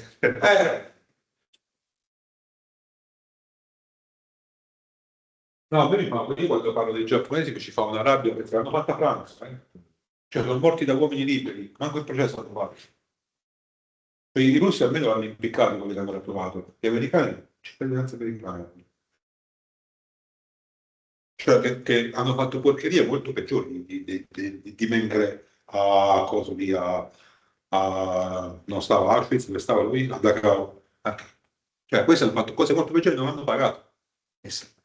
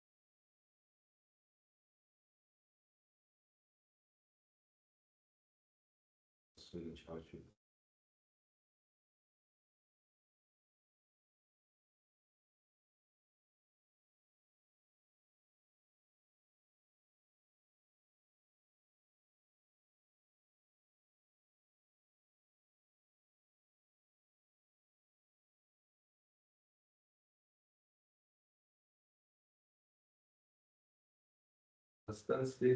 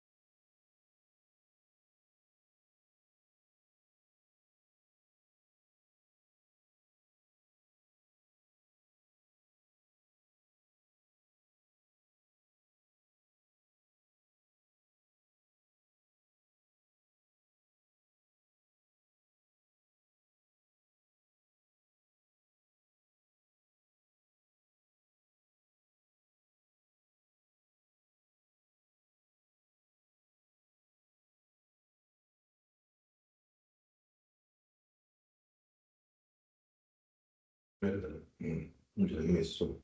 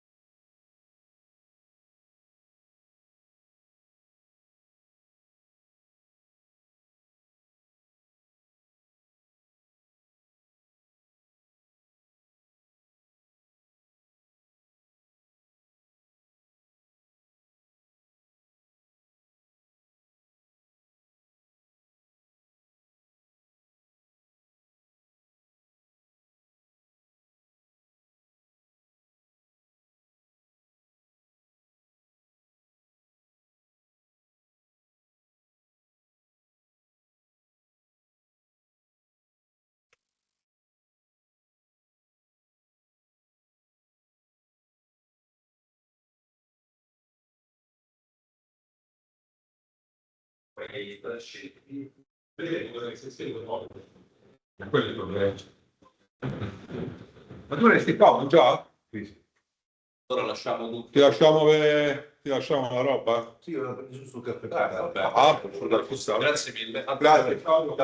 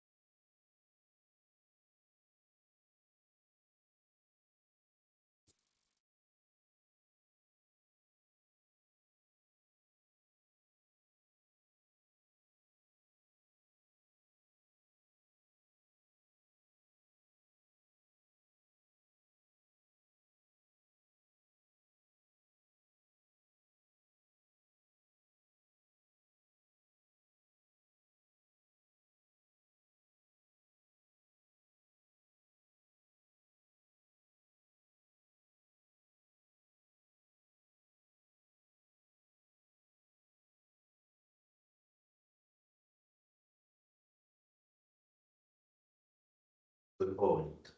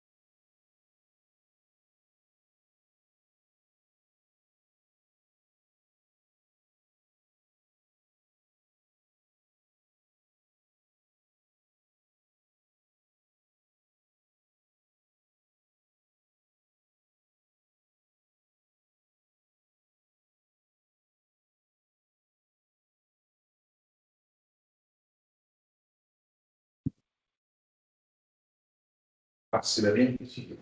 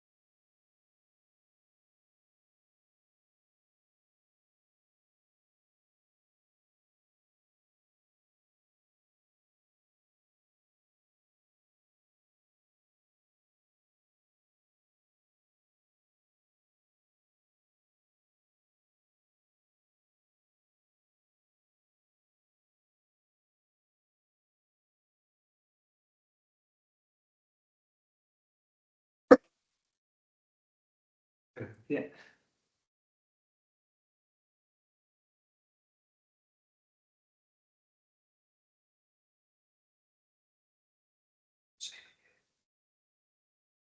Cioè, portare. Cioè, sono più vecchio di te. Non si pensa. Di nuovo. Di nuovo, di nuovo. Perché no?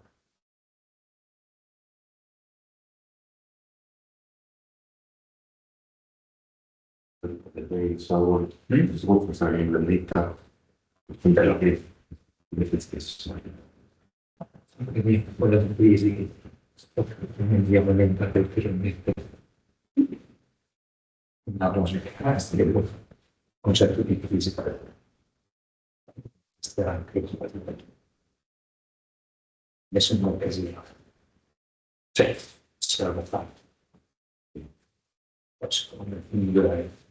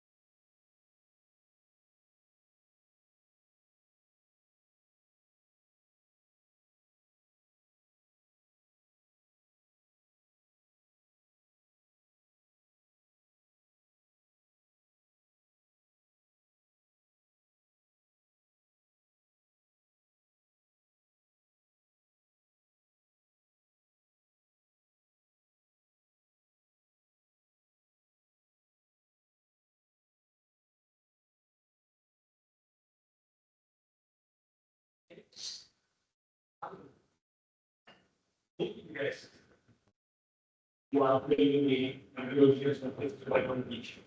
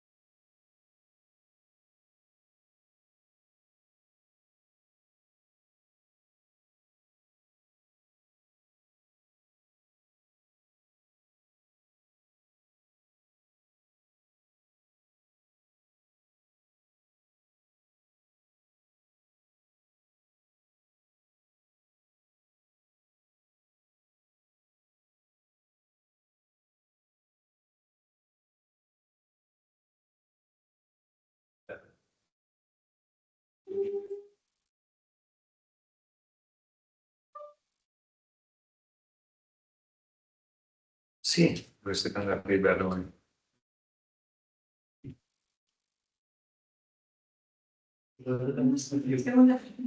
Ah, aspetta. Non è stato vuoto. Solo prima mi sono uscito le scatole. Dove? E poi forse la trovo che il passaggio segreto. Come era? Nessuno non l'aveva fatto. Abbiamo un riscontro di guarda. Molta vita.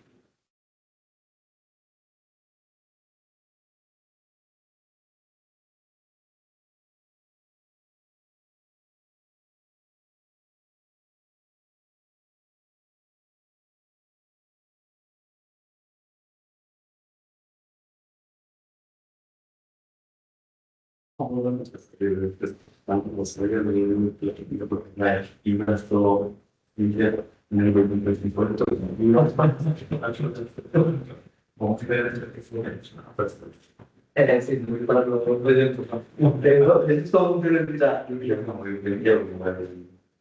È difficile, diventano del Bitcoin, non è più indietro. No, no, quello là. Sì,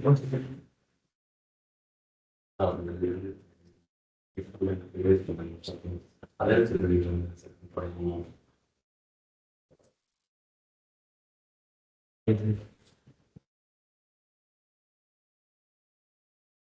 allora, vedi lo so che non conosci bene.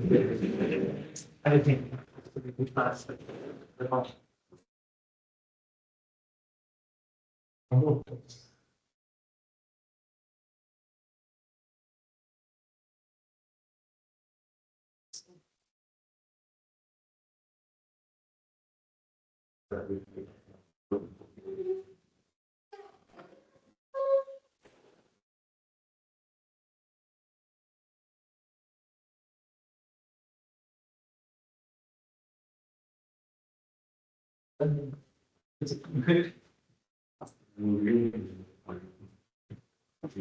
Ma guarda una ma dove? una fantomatica della tutti. Oh, noi tutto si deve avere. Ah no, Esatto, no, non molto. anzi, in realtà è tutto il giorno. Tutto. Perché non sta.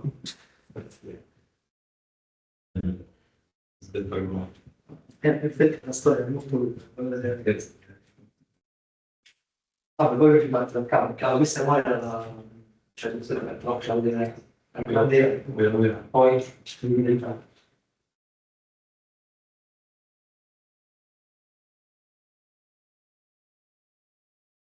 Cioè, poi fa...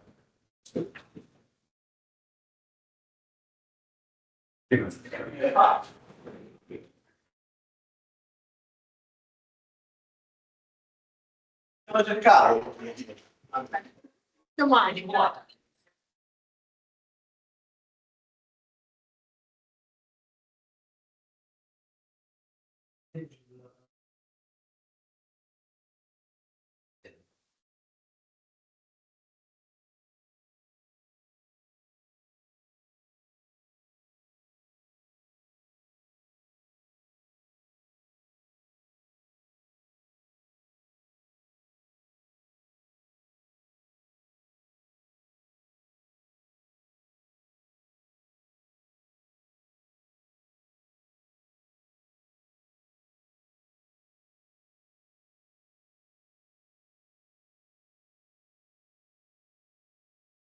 Sì, questo qua.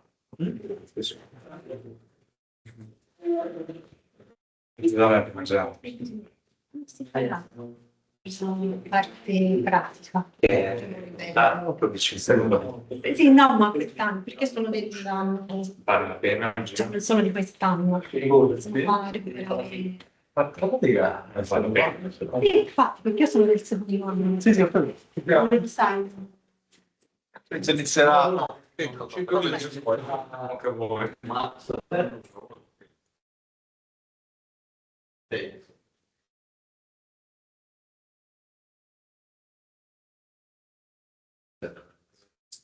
Eh sì, sì. Allora, io vado un attimo in bagno.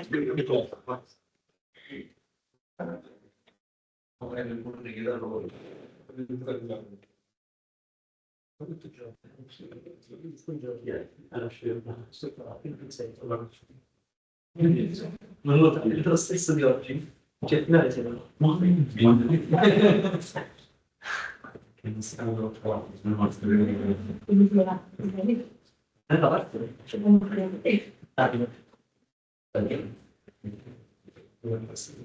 La migliore è che legge. Non è questo.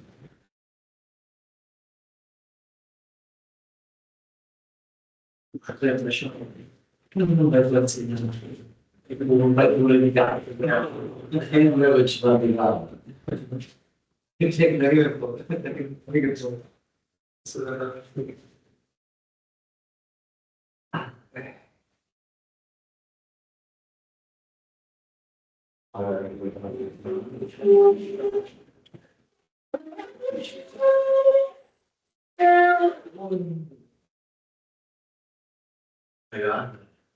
Un casino.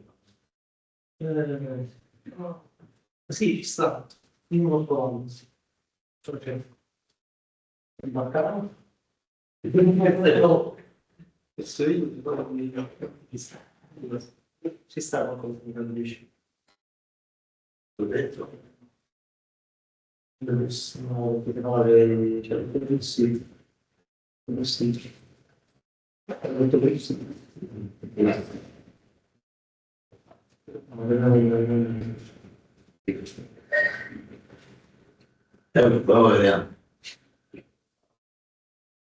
Ma te l'hanno mandato a te le cose.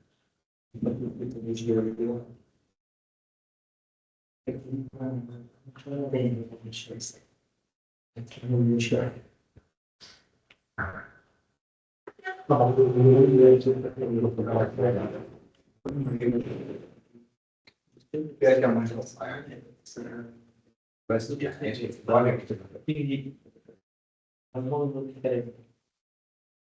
Possiamo sostenere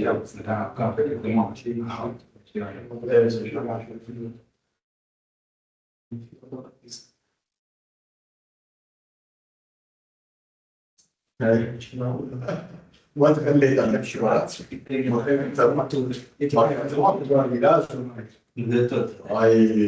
La foto sì, dai, non ci scappa. E io non c'è il stazione. Ci vuole? O vuoi che mi fiuti? Se costi più. Ok. Il macello ha fatto la prima. Da. Non era 11, ma le rocce te le dà. Per un detto che hai questo per i posti. Pensiero non c'è prima. Posso trovare te. Ci resti parlando con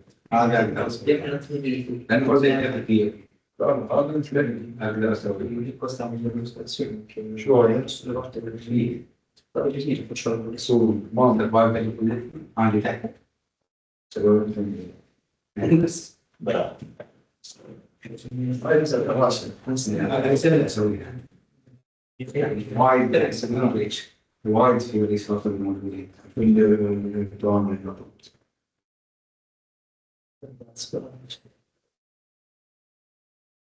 Non so qui niente, ti faccio una lista.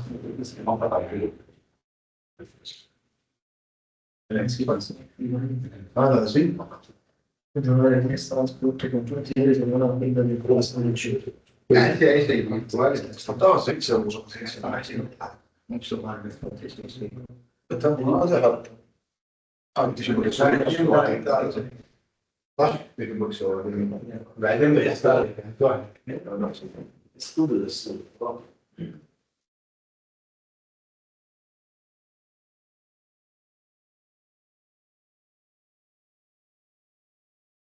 Paese di giorni umani, non è fermanza. Ci fai aspettare per il posto. Ma madre, ma è ما له محافظة بس يطلع على الموضوع.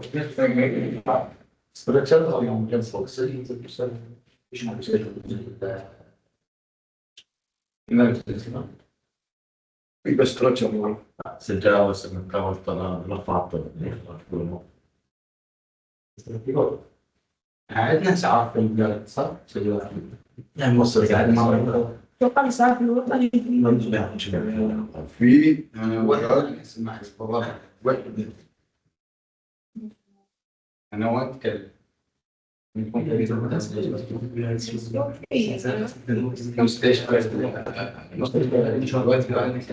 من القرار.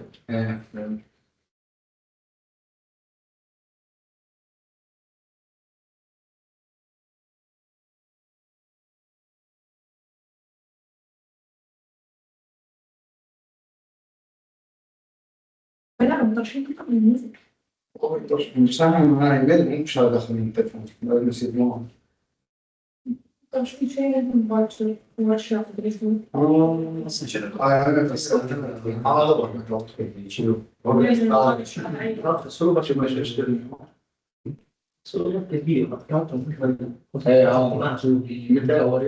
باكر. لا لا أنا أتوقع.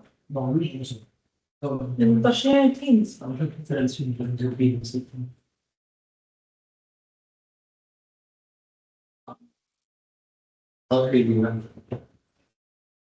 أنا عندي من الدوام.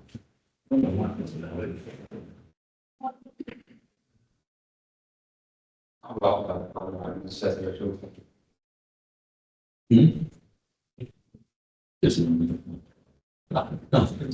لا ci sta già non la gara qui ti danno degli strumenti per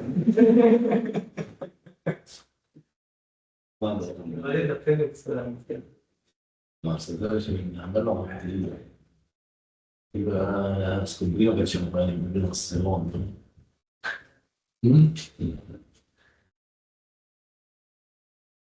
والله هيك Prima di vedere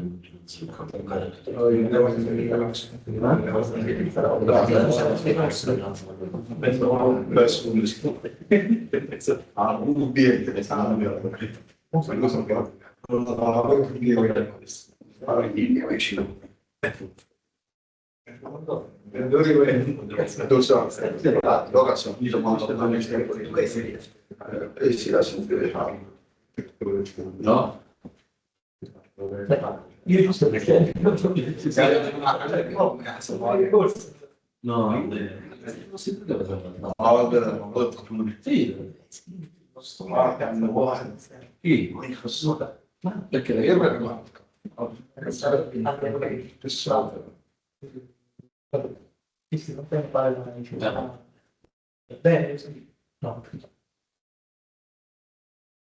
no dai no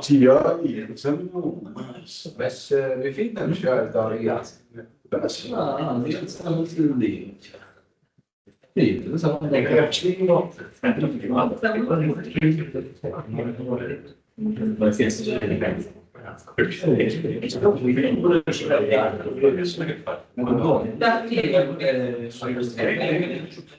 بس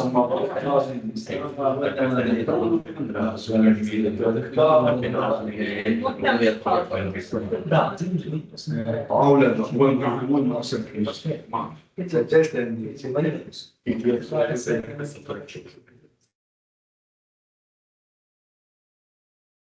لازم نسوي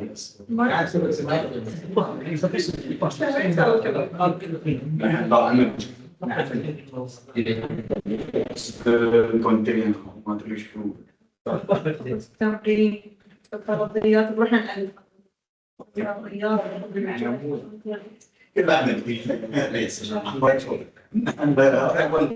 من هذا التوحيد بوصلنا يسوون هم رحم كيكم احنا ما نسوي.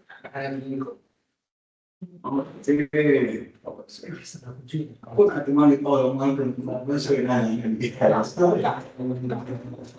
اي شيء كشف الجروب Che c'è un po' di...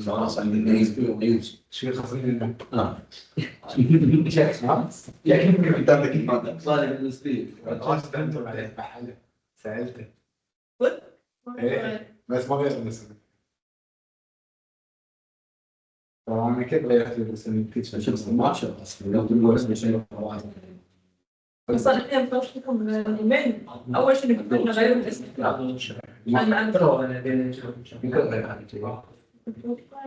جنسيتي 95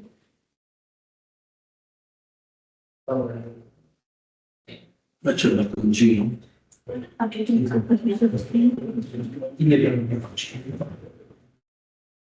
Non so di mettere la settima vista di gimnasio.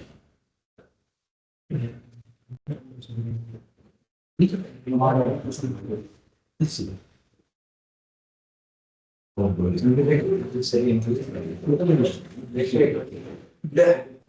والله اقول صحيح ما نشوف جبت تذكر بيطلع يسمع La scelta non da magari c'è pensando di dare من الفريق الروبوت على الويبكس عشان الاول كان يدخل في المشروع مركز عمليات جوني شو انا مش شيء تصل بي اقول لك ناس اسم دعم شكل واحد من 70 30 تداول محمد التحريات كلنا شو نفس ايش تدموني وهذا الشيء عند القيام تطلع كان بسبب عندي شرعت الإيجاب من كيف اشتغل إدارة التغيير أول ما أكون من إدارة سنة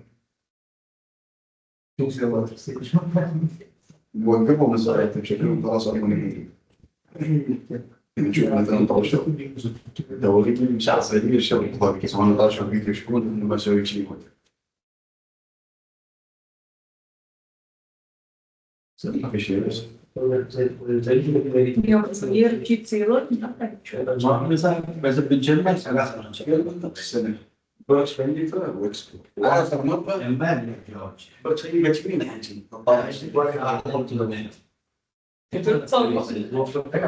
عندك فيديوهات اطلب مفكر شو الصدمات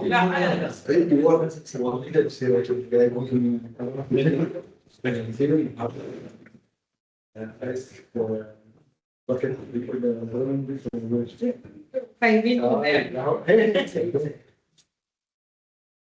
اوكي جيمس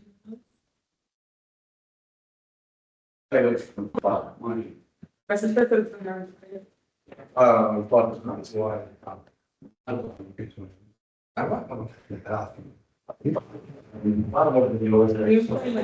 Okay, back to the lesson. This is the link for the Hungary Museum. This is the entrance of the Hungary Museum. It is an atypical cultural trip. It's a quite high-tech museum. Inside the main base of the Unit 731, they reconstructed the activities of the infamous unit. Of course, not suitable for children. And then the Second World War finished. Let's start the so-called Cold War. Well, after 1945, we have a totally different scenario because being a cold war, not a hot war, the most of evidences and protocols are well classified or unknown. We still do not know a lot about, for example, the biological warfare program of the former Soviet Union. While we have many unclassified biological warfare protocols of the USA, and you will see that also USA are not the good guys as we are known to say. So we have two superpowers, so Soviet Union and USA, and science and technology dramatically improve. But being a cold war, not a hot war, it's all focused on sabotage operations and minor undercoverage operations than to battlefield development of biological agents. So, while other countries also had biological warfare programs, most appear to have been small. None approached the capabilities, of course, of the two great powers, USA and Soviet Union, apart the UK, but we will see. And biological arms control and disarmament became a serious topic of discussion in the international community, and finally result in the BWC Convention prohibiting the possession of biological weapons in 1972. Now it's called BTWC because it's Biological and Toxin Weapon Convention. Most remarkably, despite the growing lethality of biological weapons and the investments in biological warfare by many countries, there was no significant resort to biological warfare. We have just few cases of state use limited to relatively simple and small-scale attacks. Of course, the use and outbreaks were confined primarily to terrorists, criminals, and of course, various accidents.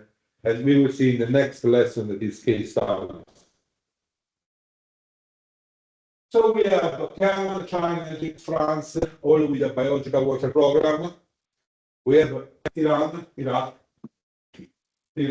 Israel. Oh, this is an interesting stuff. That again, in between of all the countries that are signatories and member parties of the Biological Weapon Convention, Israel is not signatory, and in fact, it still has a biological warfare program in action with a biological warfare research facility. They say, yes, we have. What's the problem? But in our map, it is marked green as a friendly country. Well, I know it's so friendly, but you know, North Korea. We have, of course, we have evidences of the presence of biological warfare program up to now in North Korea, but we do not know what they really are doing. We just know they are doing something, okay? Okay, Rhodesia. Rhodesia now called, okay, Rhodesia now split in Zimbabwe and part of Zambia. And the Rhodesian regime was one of those who used biological agents against the civil population, and probably it was part of their begin to fall and dismantle of the Rhodesian regime, because after the use of biological agents, the United Kingdom retracted the support to Rhodesia, and then the Rhodesia followed, and now it doesn't exist anymore. Also South Africa. And well, let's focus on Soviet Union and Russia. Soviet Union, we now know that there was a large and sophisticated biological warfare program started during the Cold War up to the fall of the Soviet Union in 1989-1990. And the best available evidence suggests that it made relatively little progress from the end of World War II until the early 70s. So the program was then reorganized and rejuvenated in the 70s, even though the Soviet Union joined the Biological Weapon Convention after playing a leading role in negotiating that treaty. The new effort resulted in the largest and most sophisticated program ever organized. Okay, there are all aspects of Soviet biological weapon development that remain largely unknown, of course, especially the anti-agriculture activities of the Ministry of Agriculture, agroterrorism and agro-warfare, of course, and the clandestine operation capabilities of the Soviet intelligence services. that was involved with attacking both crops and animals. But this is, now it's perception of most Western governments is not focused on agroterrorism. When I try to talk about agroterrorism, most politicians watch me and say, what? But you know, to destroy a country, you don't need to kill the people. You just destroy the crops, and they will have famine, and they will not are able to feed the people, so they will surrender because of lack of food. You don't need to kill them. So the KGB also considered pathogens as weapons for assassination, and we found a document uncovered after the collapse of the Soviet Union that revealed that Stalin was planning to assassinate Marshal Tito, Joseph Broz, former president of Yugoslavia, with Yersinia pestis. But luckily for Tito, Stalin died before the plot was finalized, and the new president Khrushchev abandoned it. And we have documents proving that. Still about Soviet Union. So we know just a little. Okay, apart a couple of clear evidences. The biopreparat that was in the 70s, the biological warfare program of the Soviet Union was called the biopreparat, and at its maximum expansion employed more than 50,000 people. So they produced and stockpiled large quantities of Bacillus anthracis, smallpox virus, engineered multi-drug resistant bacteria, including Yersinia pestis. They also studied the viral hemorrhagic fever. The virologist Nikolai Ustinov died after an injection of Marburg virus, and so his colleagues, with bad logic and enthusiasm of bioweapon developers, re-isolated the virus, finding that it had mutated into a more violent form than the original Marburg, and called it the Ustinov virus. Not Marburg, it's a variation of Marburg virus. News about accident in research and production were discovered only around 2002 due to the highly classified document. We thanks to Boris Yeltsin. And this is the most famous biopreparat incident in the city of Sverdlovsk. You can see the plume of the pathogen spreading. So, in the 1971, Sverdlovsk is a quite big city in Kazakhstan. No, sorry, in Kazakhstan there was Aralsk.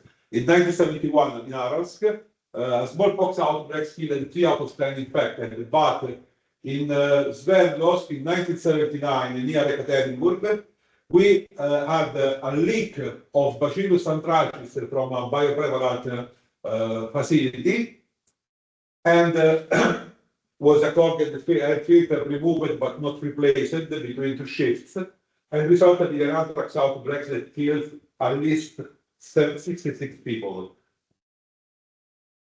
Of course, the covert operation disguised the incident, claiming the deaths were due to infected meat, but President Yeltsin admitted the incident at the late 90s, just before his resignation.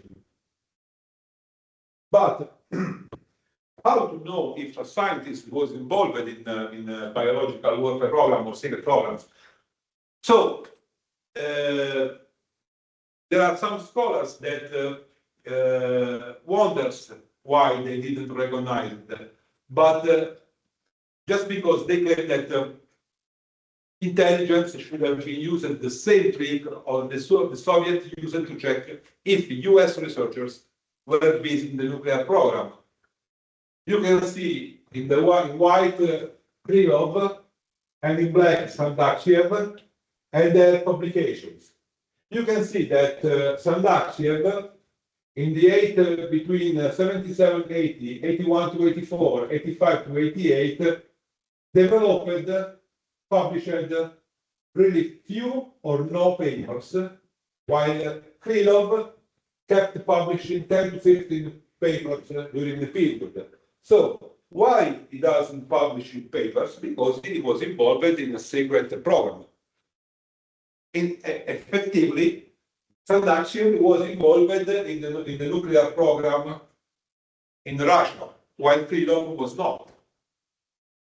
So you can just see the paper production of a researcher to imagine or figure out if he was involved or not in a secret research program.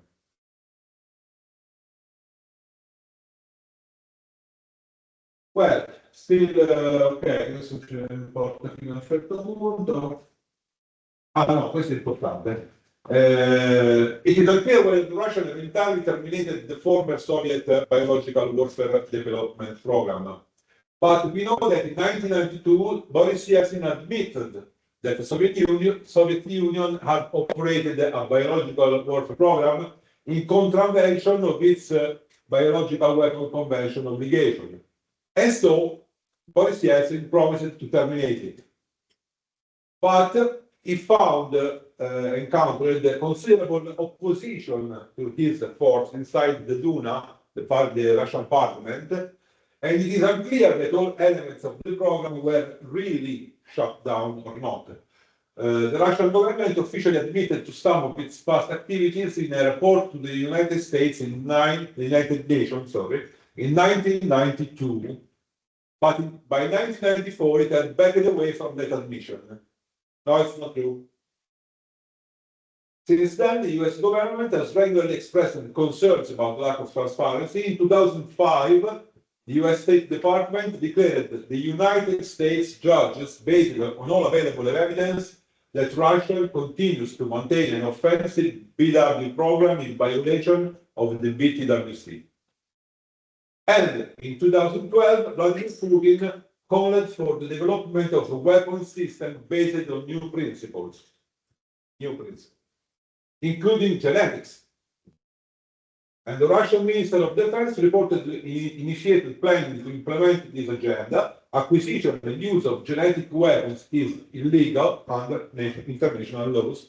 As far as is known, the Soviet Union never employed its biological weapon during the Cold War, as far as it's known. We have Syria, okay, minor biological warfare, but we have the United Kingdom. United Kingdom focused mainly on bacteria, Bacillus anthracis, Brucella suis, Brucella abortus, and Francisella tularensis. And they developed a highly perfectioned method of dispersions. And the most famous example of the experiment of the United Kingdom is the experiment on the Greenland Island. Here are pictures from a original video of the experiment on the Greenland Island. Started in 1942. Porton Down is the place where there is the head of the biology department of the United Kingdom Army. And they started to plan a large-scale experiment of bombardment of an island with bombs containing Bacillus anthracis. And they found a highly virulent type of Bacillus anthracis called volume 1457-8, named after R. Bolum, that was a professor of bacteriology.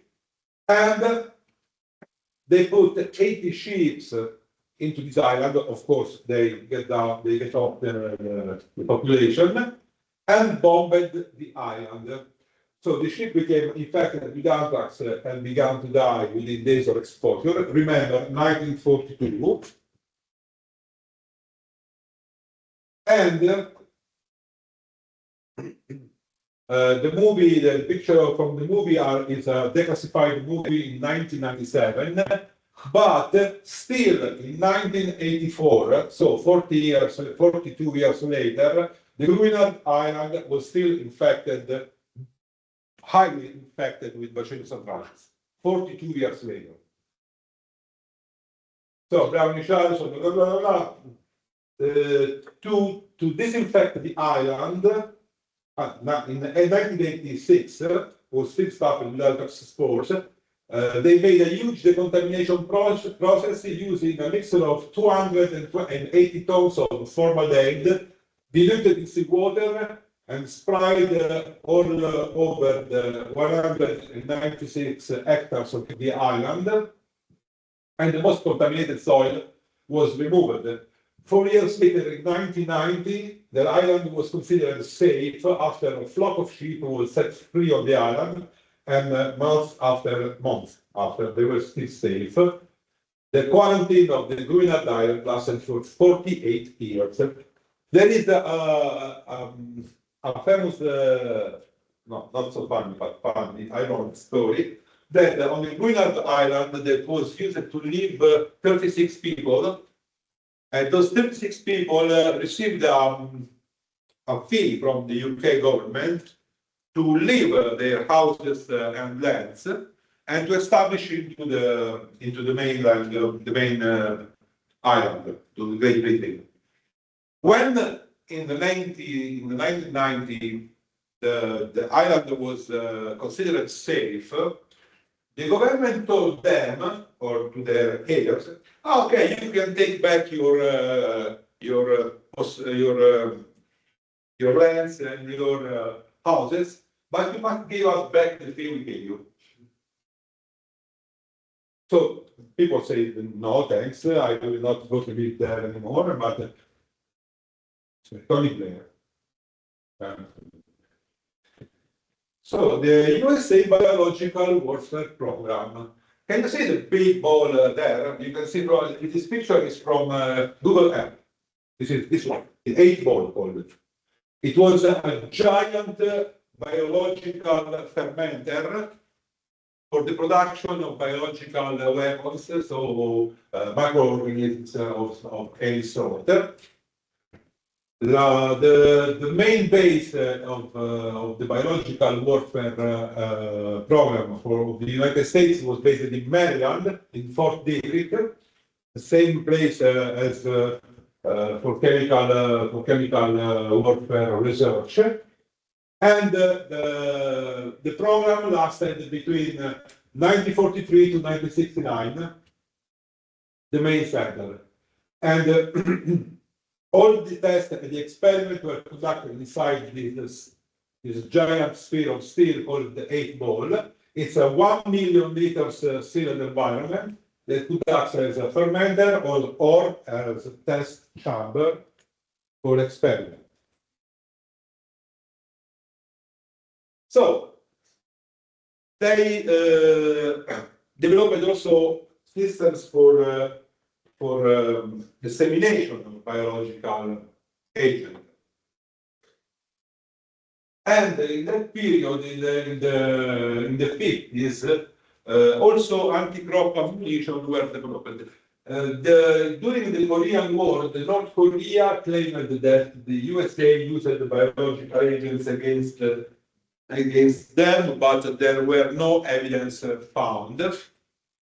And anyway, the US program was terminated unilaterally in 1969 by President Richard Nixon,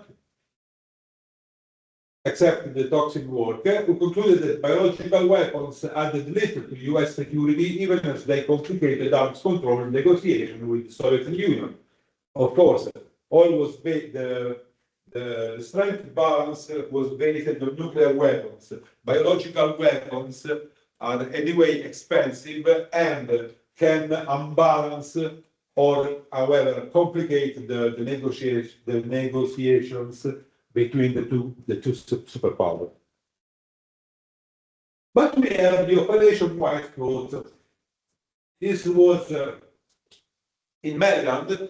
between 1954 and 1973, white coats are of course, the coats, the white coats of the researchers. Theoretically, it contributed to vaccines approved by the US Food and Drug Administration for yellow fever and hepatitis, and other investigational drugs for Q fever, Venezuelan equine encephalitis, Rift Valley fever, tularemia.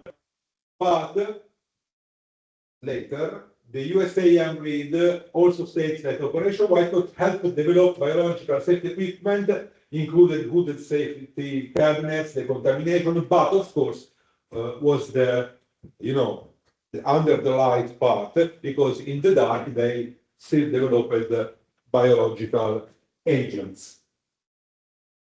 And no, non c'è, dove sta? Da qua? No, no, no. Some interesting things is that the USA used biological agents against the Americans themselves to test. They contaminated voluntarily the San Francisco metro with a biological agent that they supposed to be harmless, but it was not, and infected more than 5,000 people. They do it the same with the excuse of a military naval exercitation, contaminating a warship and making sick more than several hundreds of Navy personnel, and things like that. Okay. Then we came to the 1972 and the Biological Weapons Convention. The Biological Weapons Convention says, and we see it later, prohibits possession of any biological and toxic weapons, and entered into force in 1978. But you will see it's a very small document with just few articles that is more a declaration of intent than a real convention about prohibition. Have you ever seen the Chemical Weapons Convention? It's 146 pages with a lot of articles, many attachments, and so on, because it inside the Chemical Weapons Convention there is the way how to call an inspection, how to prosecute an inspection, how to analyze which are the molecules involved, which are the precursors involved, which are the dual-use molecules. This is not. You can find BTWC on internet. It's just 3 pages with 12 articles, not more. 10 articles. And of those 10 articles, only 8 are effective, because the other ones are about administration and foundation and so on. So Article 1, undertaking never under any circumstances to develop, produce, stockpile, acquire, or retain biological weapons, undertaking to destroy biological weapons or divert them to peaceful purposes, undertaking not to transfer or in any way assist, encourage, or induce anyone to manufacture or otherwise acquire biological weapons, requirement to take any national measures necessary to prohibit and prevent the development, production, stockpiling, blah, blah, blah, undertaking to consult bilaterally and multilaterally, right to request the United Nations Security Council to investigate, but we do not have an investigation team, undertaking to assist any state party exposed to danger, but we do not have a remediation team, undertaking to facilitate and have the right to participate in the fullest possible exchange, blah, blah, blah, blah, for peaceful purposes. So it's more a declaration of intent. We do not have an organism for control. We do not have a remediation team. We do not have an investigation team. So how can we be sure to if a state will effectively be agreed to undertake all these articles? We can't. We just it's based on trust, on mutual trust. I trust you. Okay. No, I don't produce. Okay, I trust you. So you can see all in light green those who signed and ratified the the convention. In dark green, those who acceded or succeeded to the convention. In blue, there are those unrecognized or abiding by treaty. In yellow, those who are only signet, and the red one not signatory. We can see that not signatory we have Djibouti. We have South Sudan. We have Chad, and okay, the Palestinian Authority. Only signet Syria, Egypt, and Somalia, and Haiti. And you can see this, the case of Israel, because Israel is green, because it is signatory and ratifying, still have a facility to produce biological weapons, and no one say them, you should shut them. Well, okay. So we have the state use. As I told you, Israel, Rhodesia, I already told you, Israel, South Africa made a limited small-scale use of biological agents. That was little more than biological sabotage. Israel employed biological agents on several occasions during 1948, contaminating water supplies. Some Israeli operatives attempting to spread infectious agents were captured by the Egyptian army in Gaza. Allegedly, the Israelis also tried to attack the Syrian forces with the same tricks. In addition, there is evidence that the Israelis targeted Palestinian settlements, apparently to prevent refugees from returning to their former homes. There also were allegations that a British military unit was attacked, still talking about 1948. These were two attacks less sophisticated than the ones launched by the Germans decades earlier against the horses. The Rhodesian, I already told you about the Rhodesian. The South African admitted to have used the biological weapons, and they tried to spread cholera in a gorilla camp, but the water treatment system killed the pathogens. They also distributed sugar contaminated with Salmonella typhimurium at a meeting of the African National Congress, but it's doubtful that these attacks were effective. Okay, some South Africans were working for the Brazilian government's Indian Protective Service, and we get back to the witnesses of Claude Levi-Strauss to kill the Indios in Amazonia. There are numerous additional allegations of employing biological weapons during the Cold War era. Most are untrue. The Soviet Union and its allies were responsible for spreading many of them, including false claims that the United States spread biological agents during the Korean War, that HIV originated in the United States, biological weapon laboratories, and that the United States mounted numerous biological attacks on Cuba. The US, however, conducted BW experiments on self, I told you, the coast of Virginia, San Francisco. They killed also some many cattle in Utah, and did other kind of experiment on biological weapons, but on their own population. I told you, but here from naval vessels, coast of Virginia, San Francisco, 800,000 people in the Bay Area alone, and bacteria aerosols related, blah, blah, blah. Okay, also the contamination, 1966 contamination of the New York metro system with Bacillus globigi, a non-infection bacterium, used to simulate the release of anthrax to study the spread of the pathogen in a big city. Okay, no state use, we know the Aunchi ritual, this is all stuff that we'll see later. Al-Qaeda, okay, ISIS, okay, but well, for example, I think you already know about the rats in the jar of some Daesh member in Morocco. Never heard about the news? Okay, there was a ride into a cove of probably, come dice, Moroccan supporter of Daesh, and they found rats drowned in oil inside jars to start developing with the hope of develop a culture of Bashir Sandrajas.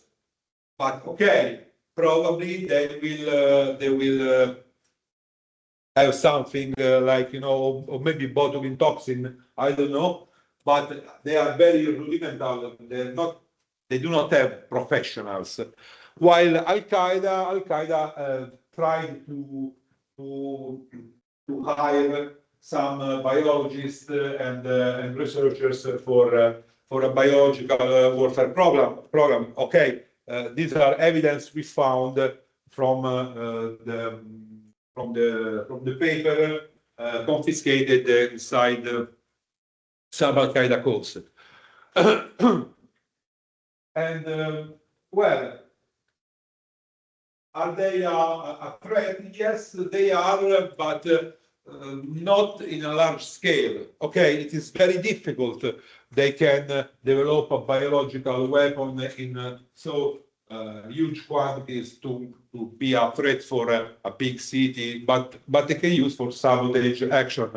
For example, the Aum Shinrikyo, those responsible of the sarin attack in the Tokyo metro in 1995, they hired researchers and biologists, and they developed a few kilos of spores of Bacillus anthracis, and they used it against before the sarin attack. They used it against trying to spread it against the hotel where some judges were hosted before a trial against them, but it was unlucky because the wind moved the droplets on the side building. So the judges were not contaminated, but they killed 10 people in the other building. But the authorities were not aware. So just common people died by a strange infection. Well, who knows? Because probably if they really killed the judges, the connection between a biological agent action and a terrorist attack was more quick, while the bad luck just turned the winds on the civil building and killed normal people. The authorities said, "Who? Don't know." So we had to wait for the sarin gas attack to really know the danger of the Aum Shinrikyo. But we will talk later about this. So, what is the future of biological warfare? Sincerely, I don't think that there is a real future for biological warfare. You know what? Biological warfare is something that is alive. Live stuff is unpredictable. So the back blow is highly possible. The control, to lose control is highly possible. So as a warfare, okay, from state to state, it's very difficult to be applied without consequences. Another difference, okay, it's many differences to think of it to spread the panic as terrorism. So, for my opinion, of course, I can be wrong, of course, is that the future of biological warfare is more in the hand of terrorist groups and not non-state actors than in official biological warfare programs. Anyway, this is important. The use of biological weapons is not generally, it's globally considered morally and politically repugnant, even for some extremist fringes. So, in my opinion, brings a strong light of hope about state actors. About non-state actors, I don't know what to say. Okay. This is just a friendly advice. All mushrooms are edible, some are only once, but okay. And now we have, oh, that's velocissimo. And now we can take a small break because I know I talked a lot. Ok, una abbiamo. Adesso. Pausa. Go next. Okay.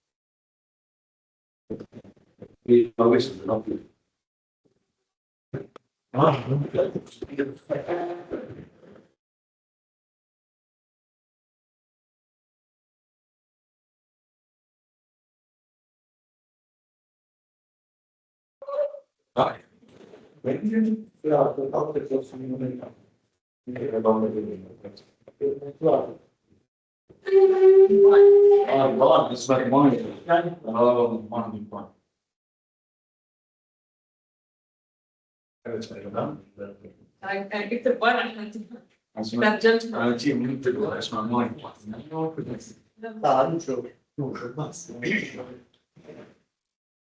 إذا كنت عشت لما بس نمرت اليوم جان اشتغل واحد نبيني بيجي كثير أنا موضوع ما بتكلم أجل كويتي ما شاء الله وايد من ها؟ وايد نتكلم. إيه لاحظت يعني وايد تاخذ كلمات يعني هو السبب إن هذا من قبل كان كلهم كانوا عايشين في الكويت يعني فترة عاوزين نسوي. والله شنو عشان أم البيت عقب عقب في الكويت أصلا. والله ترى تبغى والخورة تعرضت هذا اسمه موجودين. والله ما شاء الله بس الوالدة ما قلت يعني لا في البلاد ايه زين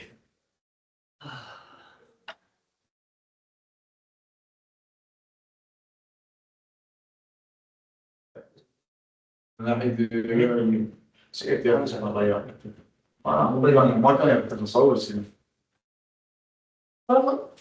والله سكرت عن الجنة ما يعرف. جلبة شو شيء الصغير هسه.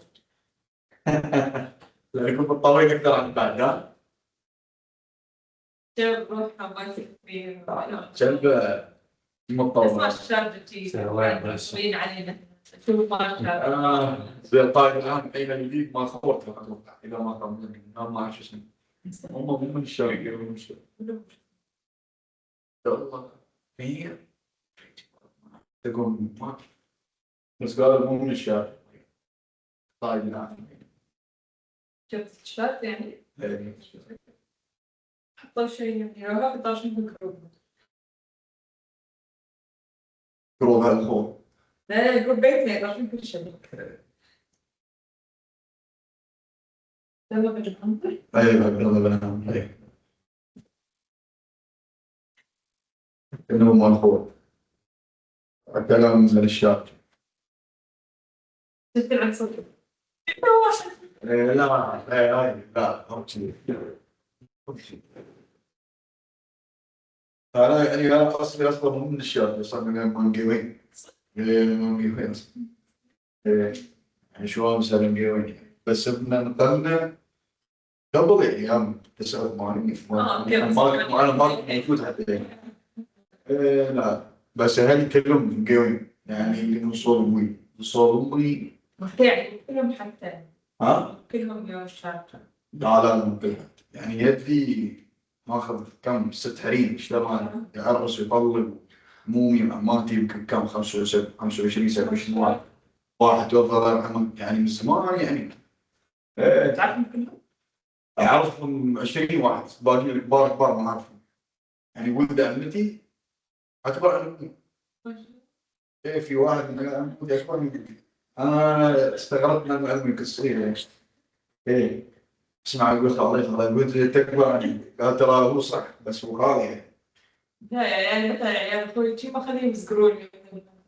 اها ما خليهم يذكروني عمتي ولا خالتي، لا كبروني شباب صغيرة. لا لا شيء موجود. ما شاء الله وايدين يعني في العيد 3 أيام لازم 3 أيام عيد يعني أسير ما أدري وين استنى معك يصير لازم. مو بيوم وين الشارجة. قايمين الشارجة وفي ناس من أبو ظبي مو صوب هالجود يعني. بس مرة الأغلب مرات يومين نعم نصير الحين شي في العيد شي هم يوم ما خوف. أحد يقول زين أحسن. شيء لا جدولكم أصلا زين متوقعين. ايش؟ بس عندكم أماكن الحين طورتي. كل يوم يطرشون لنا تفتح كافيه جديد، تفتح مطعم جديد. ما لحق والله ما لحق والله ما لحق. ابغى اصير واجرب. اتوقع البرد على طول بس البطاطا ما اتوقع. آخر مرة صرت في تلفون متى كان؟ شهر ونص شهرين. يعني بدري. لا لا أسير كذا مرة أكون ولا شيء. ما يصير شو اسمه ما هيك كذي يوميا وين وان اسمه اسمه شيء كذي والله ما أتذكر. ايه خير انا على البحيرة هاي سد فيصل. يمدحونه. لا زين بس المكان كان حلو متجوز هذا ما أفتكر لك. صدق. إيه فصرت هناك بعدين وين؟ جدي ها؟ سوق جدي صرتوا. سوق جديد من زمان صار بس مو بس ما صرت بس. ايه وين بعد؟ ومبريلا بيتش صوبة بس ما البيرة مو مالك. لا لا أنا عارفة امبريلا بيتش حلو صراحة. حلو. ايش؟ بس انتم مكانكم يعني صغير محفوف كل يوم. ترى هاي الحين اللي احس يقدم على الارض في الخور يودونه عند الشارع ما في مكان ما في يعني لان لا قاموا يحفرون الجبال بس عشان تسوي سووا لها ما شيء مكان يودونه بالسيول لان اعرف واحد جانا في الدوام في القسم مال الخور ساكن بالسيول. ايه صح مال الحين ما نفضل غير بالسيول. بالسيول بالسيول ما شاء الله. كلهم في السيول. لا زين فالسيول كنت وايد يعني لا بعيد حقهم نص ساعة. قبل ساعة بس وايد. طريق شربات كان سيجن 40 دقيقة. اوكي لا زين. لا مو بعيد. بس يعني قدام فور فيجن لا طبعا. لا انت ساكن ما في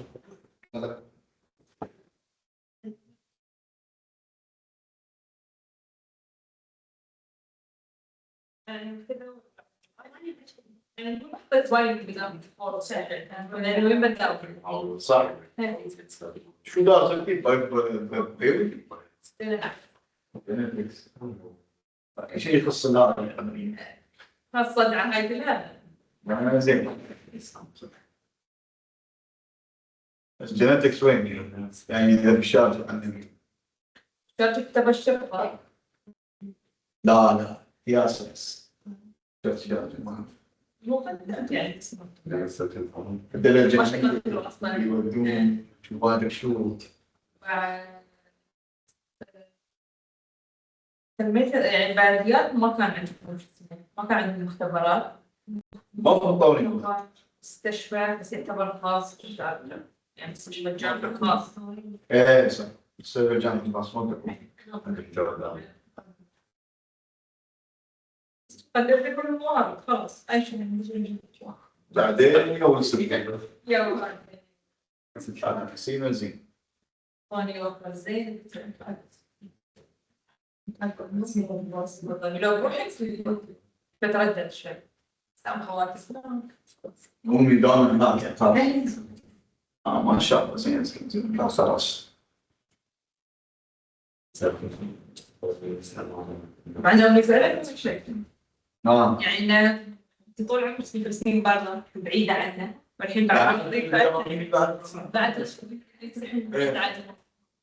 شو اسوي بحصل يعني هذا اللي حصلت وانت تعرفين الحين الموضوع يعني وين تبي هذه 4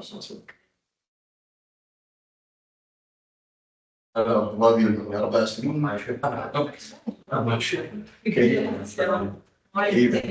هسه تجي لي يوم يودوني هناك دوره ولا شيء كذي شو اصير خلاص مثلا العصر يلا مثلا اصير يوم الحين شيء ما في حد كان فاضي يا ما في اسبوع بس ما في شيء ما في الطيب مال البيت لين بالليل عصر مالي هناك لا شيء فاضي المكان لأن القناة حلوة الصراحة كان بس لكن بالصيف ما رطوبة المكان وما تساعد. انت لو تصير مطعم من دمك يعني تمشي المطعم بعد أنا قصدي خلاص. يظل ما سووها حتى ما مشيت سعوديات ما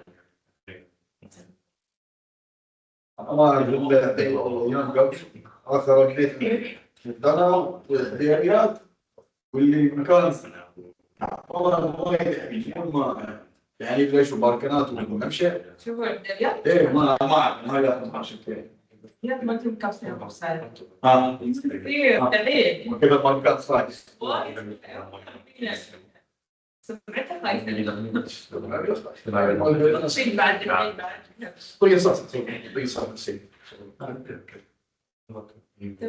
شو لا توقع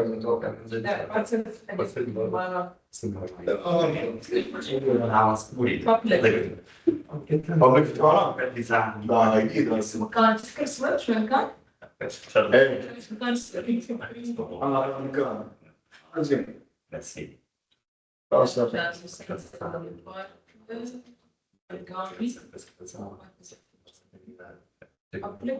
شيء ثاني اللي انا ما داني في البلد ما بنيس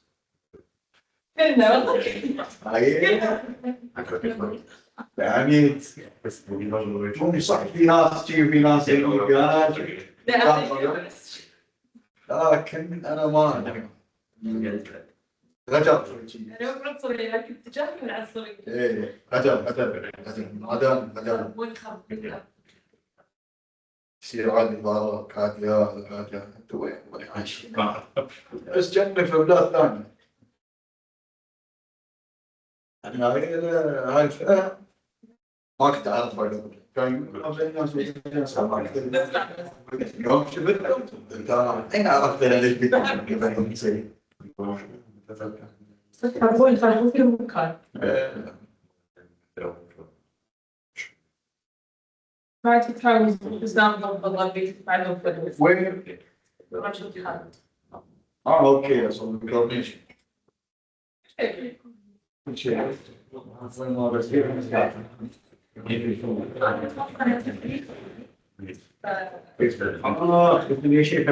اوكي اخسر يا اخي انا الظاهره هاي مش فاهم طلعت يا اخي من حساب درون جيت فيكسي تحمل من طالع طلع من الفريج قالوا لي ما فهمت الموضوع في صواريخ كان الفريج شيء يعني كان عندهم صواريخ لو كان في طلعوا دخلت شيء من كم مكان ما تقدر لازم تطلع قبل الدرس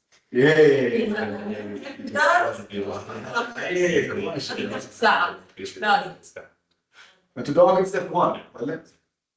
هو مرة الصبح من 6 ونص ل 6 ونص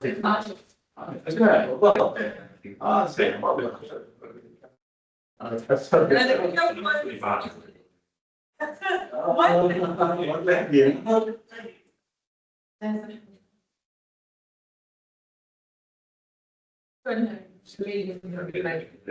Everybody has buttons. Ma parlavo che stesso. No, io non riesco a. Basta. في شوية سكر سكر Ma sono sempre già intraccati. Tħawsu بعد كده. Sì, Heute ich ja Amsterdam.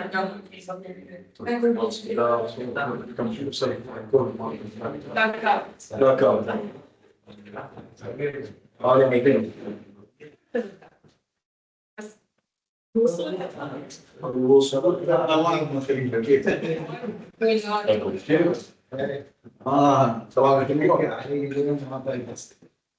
لازم يحاول يسوي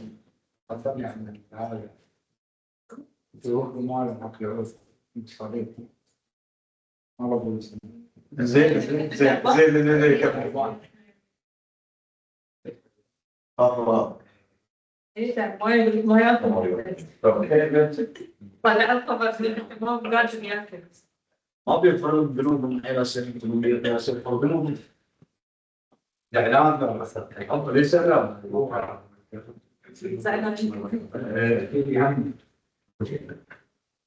بس ما كان له فقط محسن. لا لا هذا اكمل اول لا مو هو اللي زعلان اللي زعلان عليه. ما حد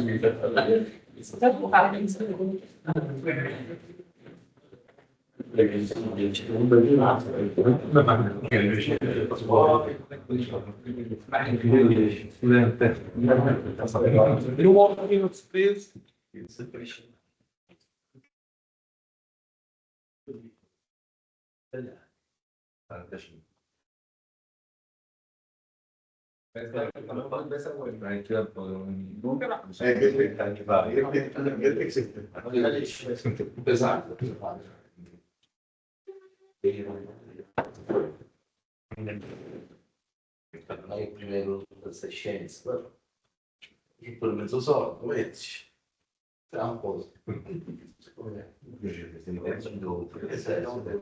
Nada das coisas do que diciamo un po' sempre battegliato, qui battegliato, non sai posso vedere cosa lei, no, quello non è, questo finisco,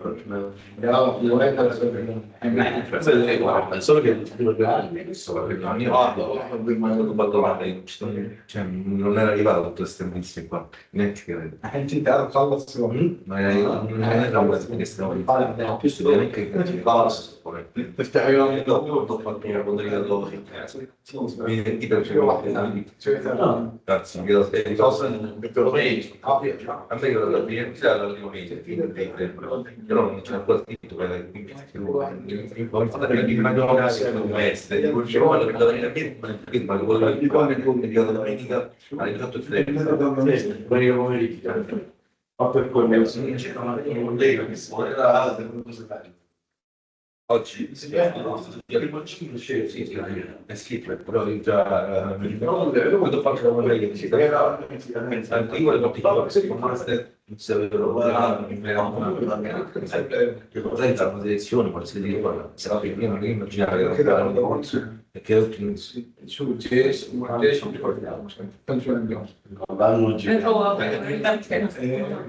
penso di انا لو قالوا لك انا اقدر ادرس botta che sono in corso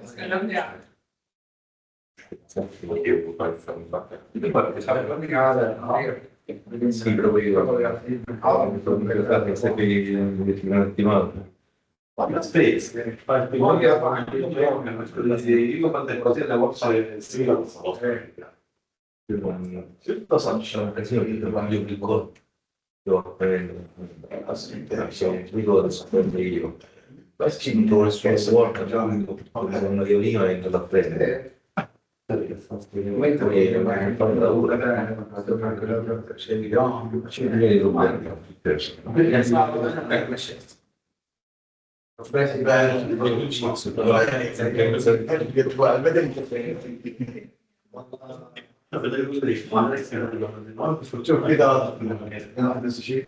Guarda, fare il modello pure Lisa.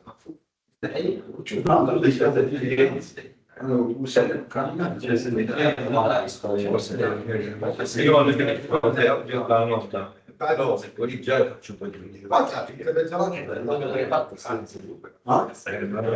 sono state le giorni che ho 4-5 giorni. Io ho fatto non c'è differenza, no, c'è poi si già guarda, quindi ma che no, ma che so, le canne cioè c'è una cosa quelle zone che sono quando la mi farà qualcuno c'è una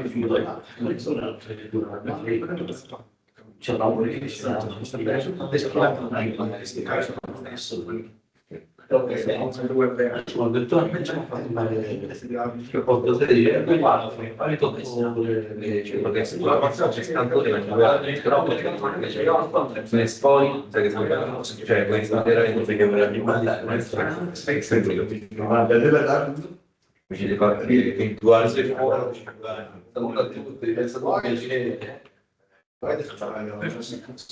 quando iniziano a la scuola poi no la scuola ufficiale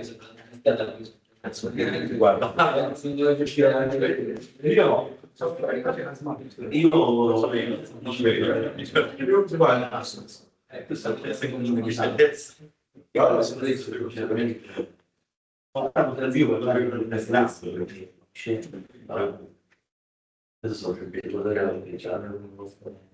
adesso no, poi quello lo so, l'orario,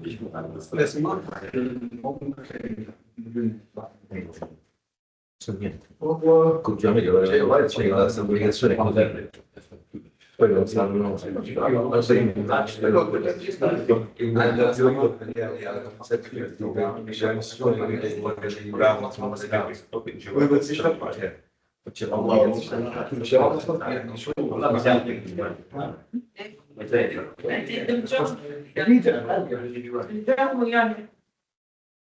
poi uno può essere quanto lei la parte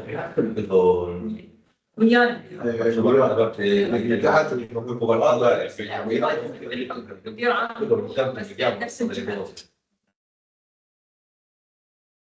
buono che buono c'è no, un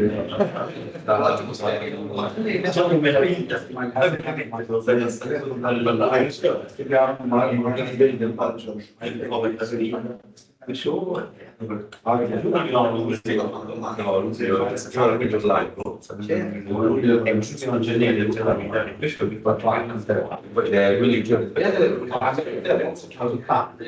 una sola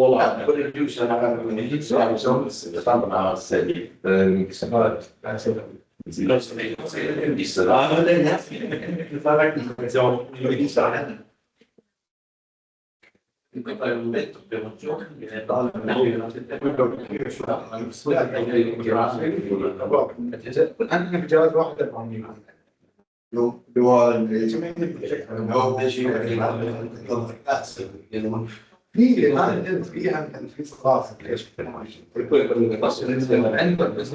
ما راح يعني شكل ناس مروحه صغيره يقولون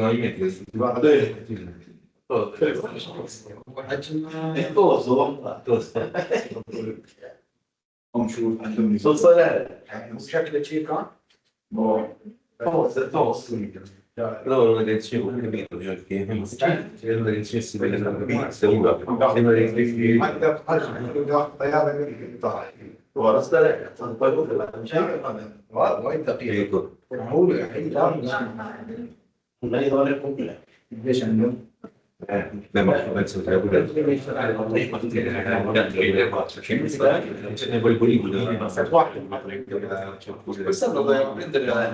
بس استنى ce l'ha fatta con posto بس هي راح من الروس مو بسالفه غالي ان التكتور ما بعرف بس هذا يعطيكم فهم على طول ترجم انت فاهم والفيدريشن مالتي اوكي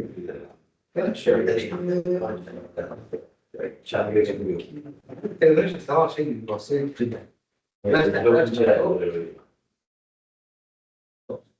بس اكثر سورس يعني اكثر عن سورس اذا بدنا نشتغل البيكس وثاني قال البيك بطل بس بس تسوي شيء في البرنامج رقم المصري مال الفنان درس نستنى عليه ايش تتكلم قال متى كلمة كلمة تستمر لا بس انتم تفهموا يسوى عندك متى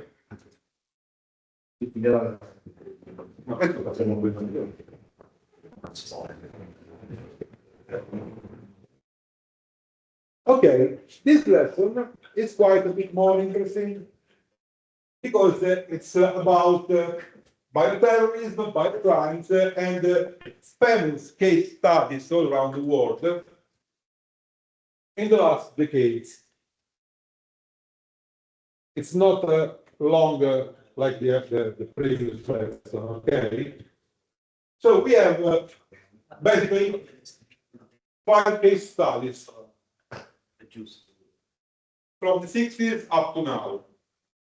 We have the Russian issues, the Auschwitz, the Ameritrax, the strontium berries, and the cookie terrorists. Cookie terrorists involving also Italy, but probably you don't know about that. Still not sure if it is a real terrorist menace or a hoax, but however, it's worth to be mentioned. So, this you can see from these pictures above. So, what do bacteria, strawberries, needles, and oleanders have in common? And as you know, we know about biological warfare field operation documented during World War I and World War II. But in the second half of the 20th century, up to now, we have evidence only of bioterrorism or biocrime action. And so, in this presentation, I will illustrate some infamous or less famous cases. This is the first case. The title above is just me trying to be ironic. The Rajneesh is a famous peace and love sect from USA.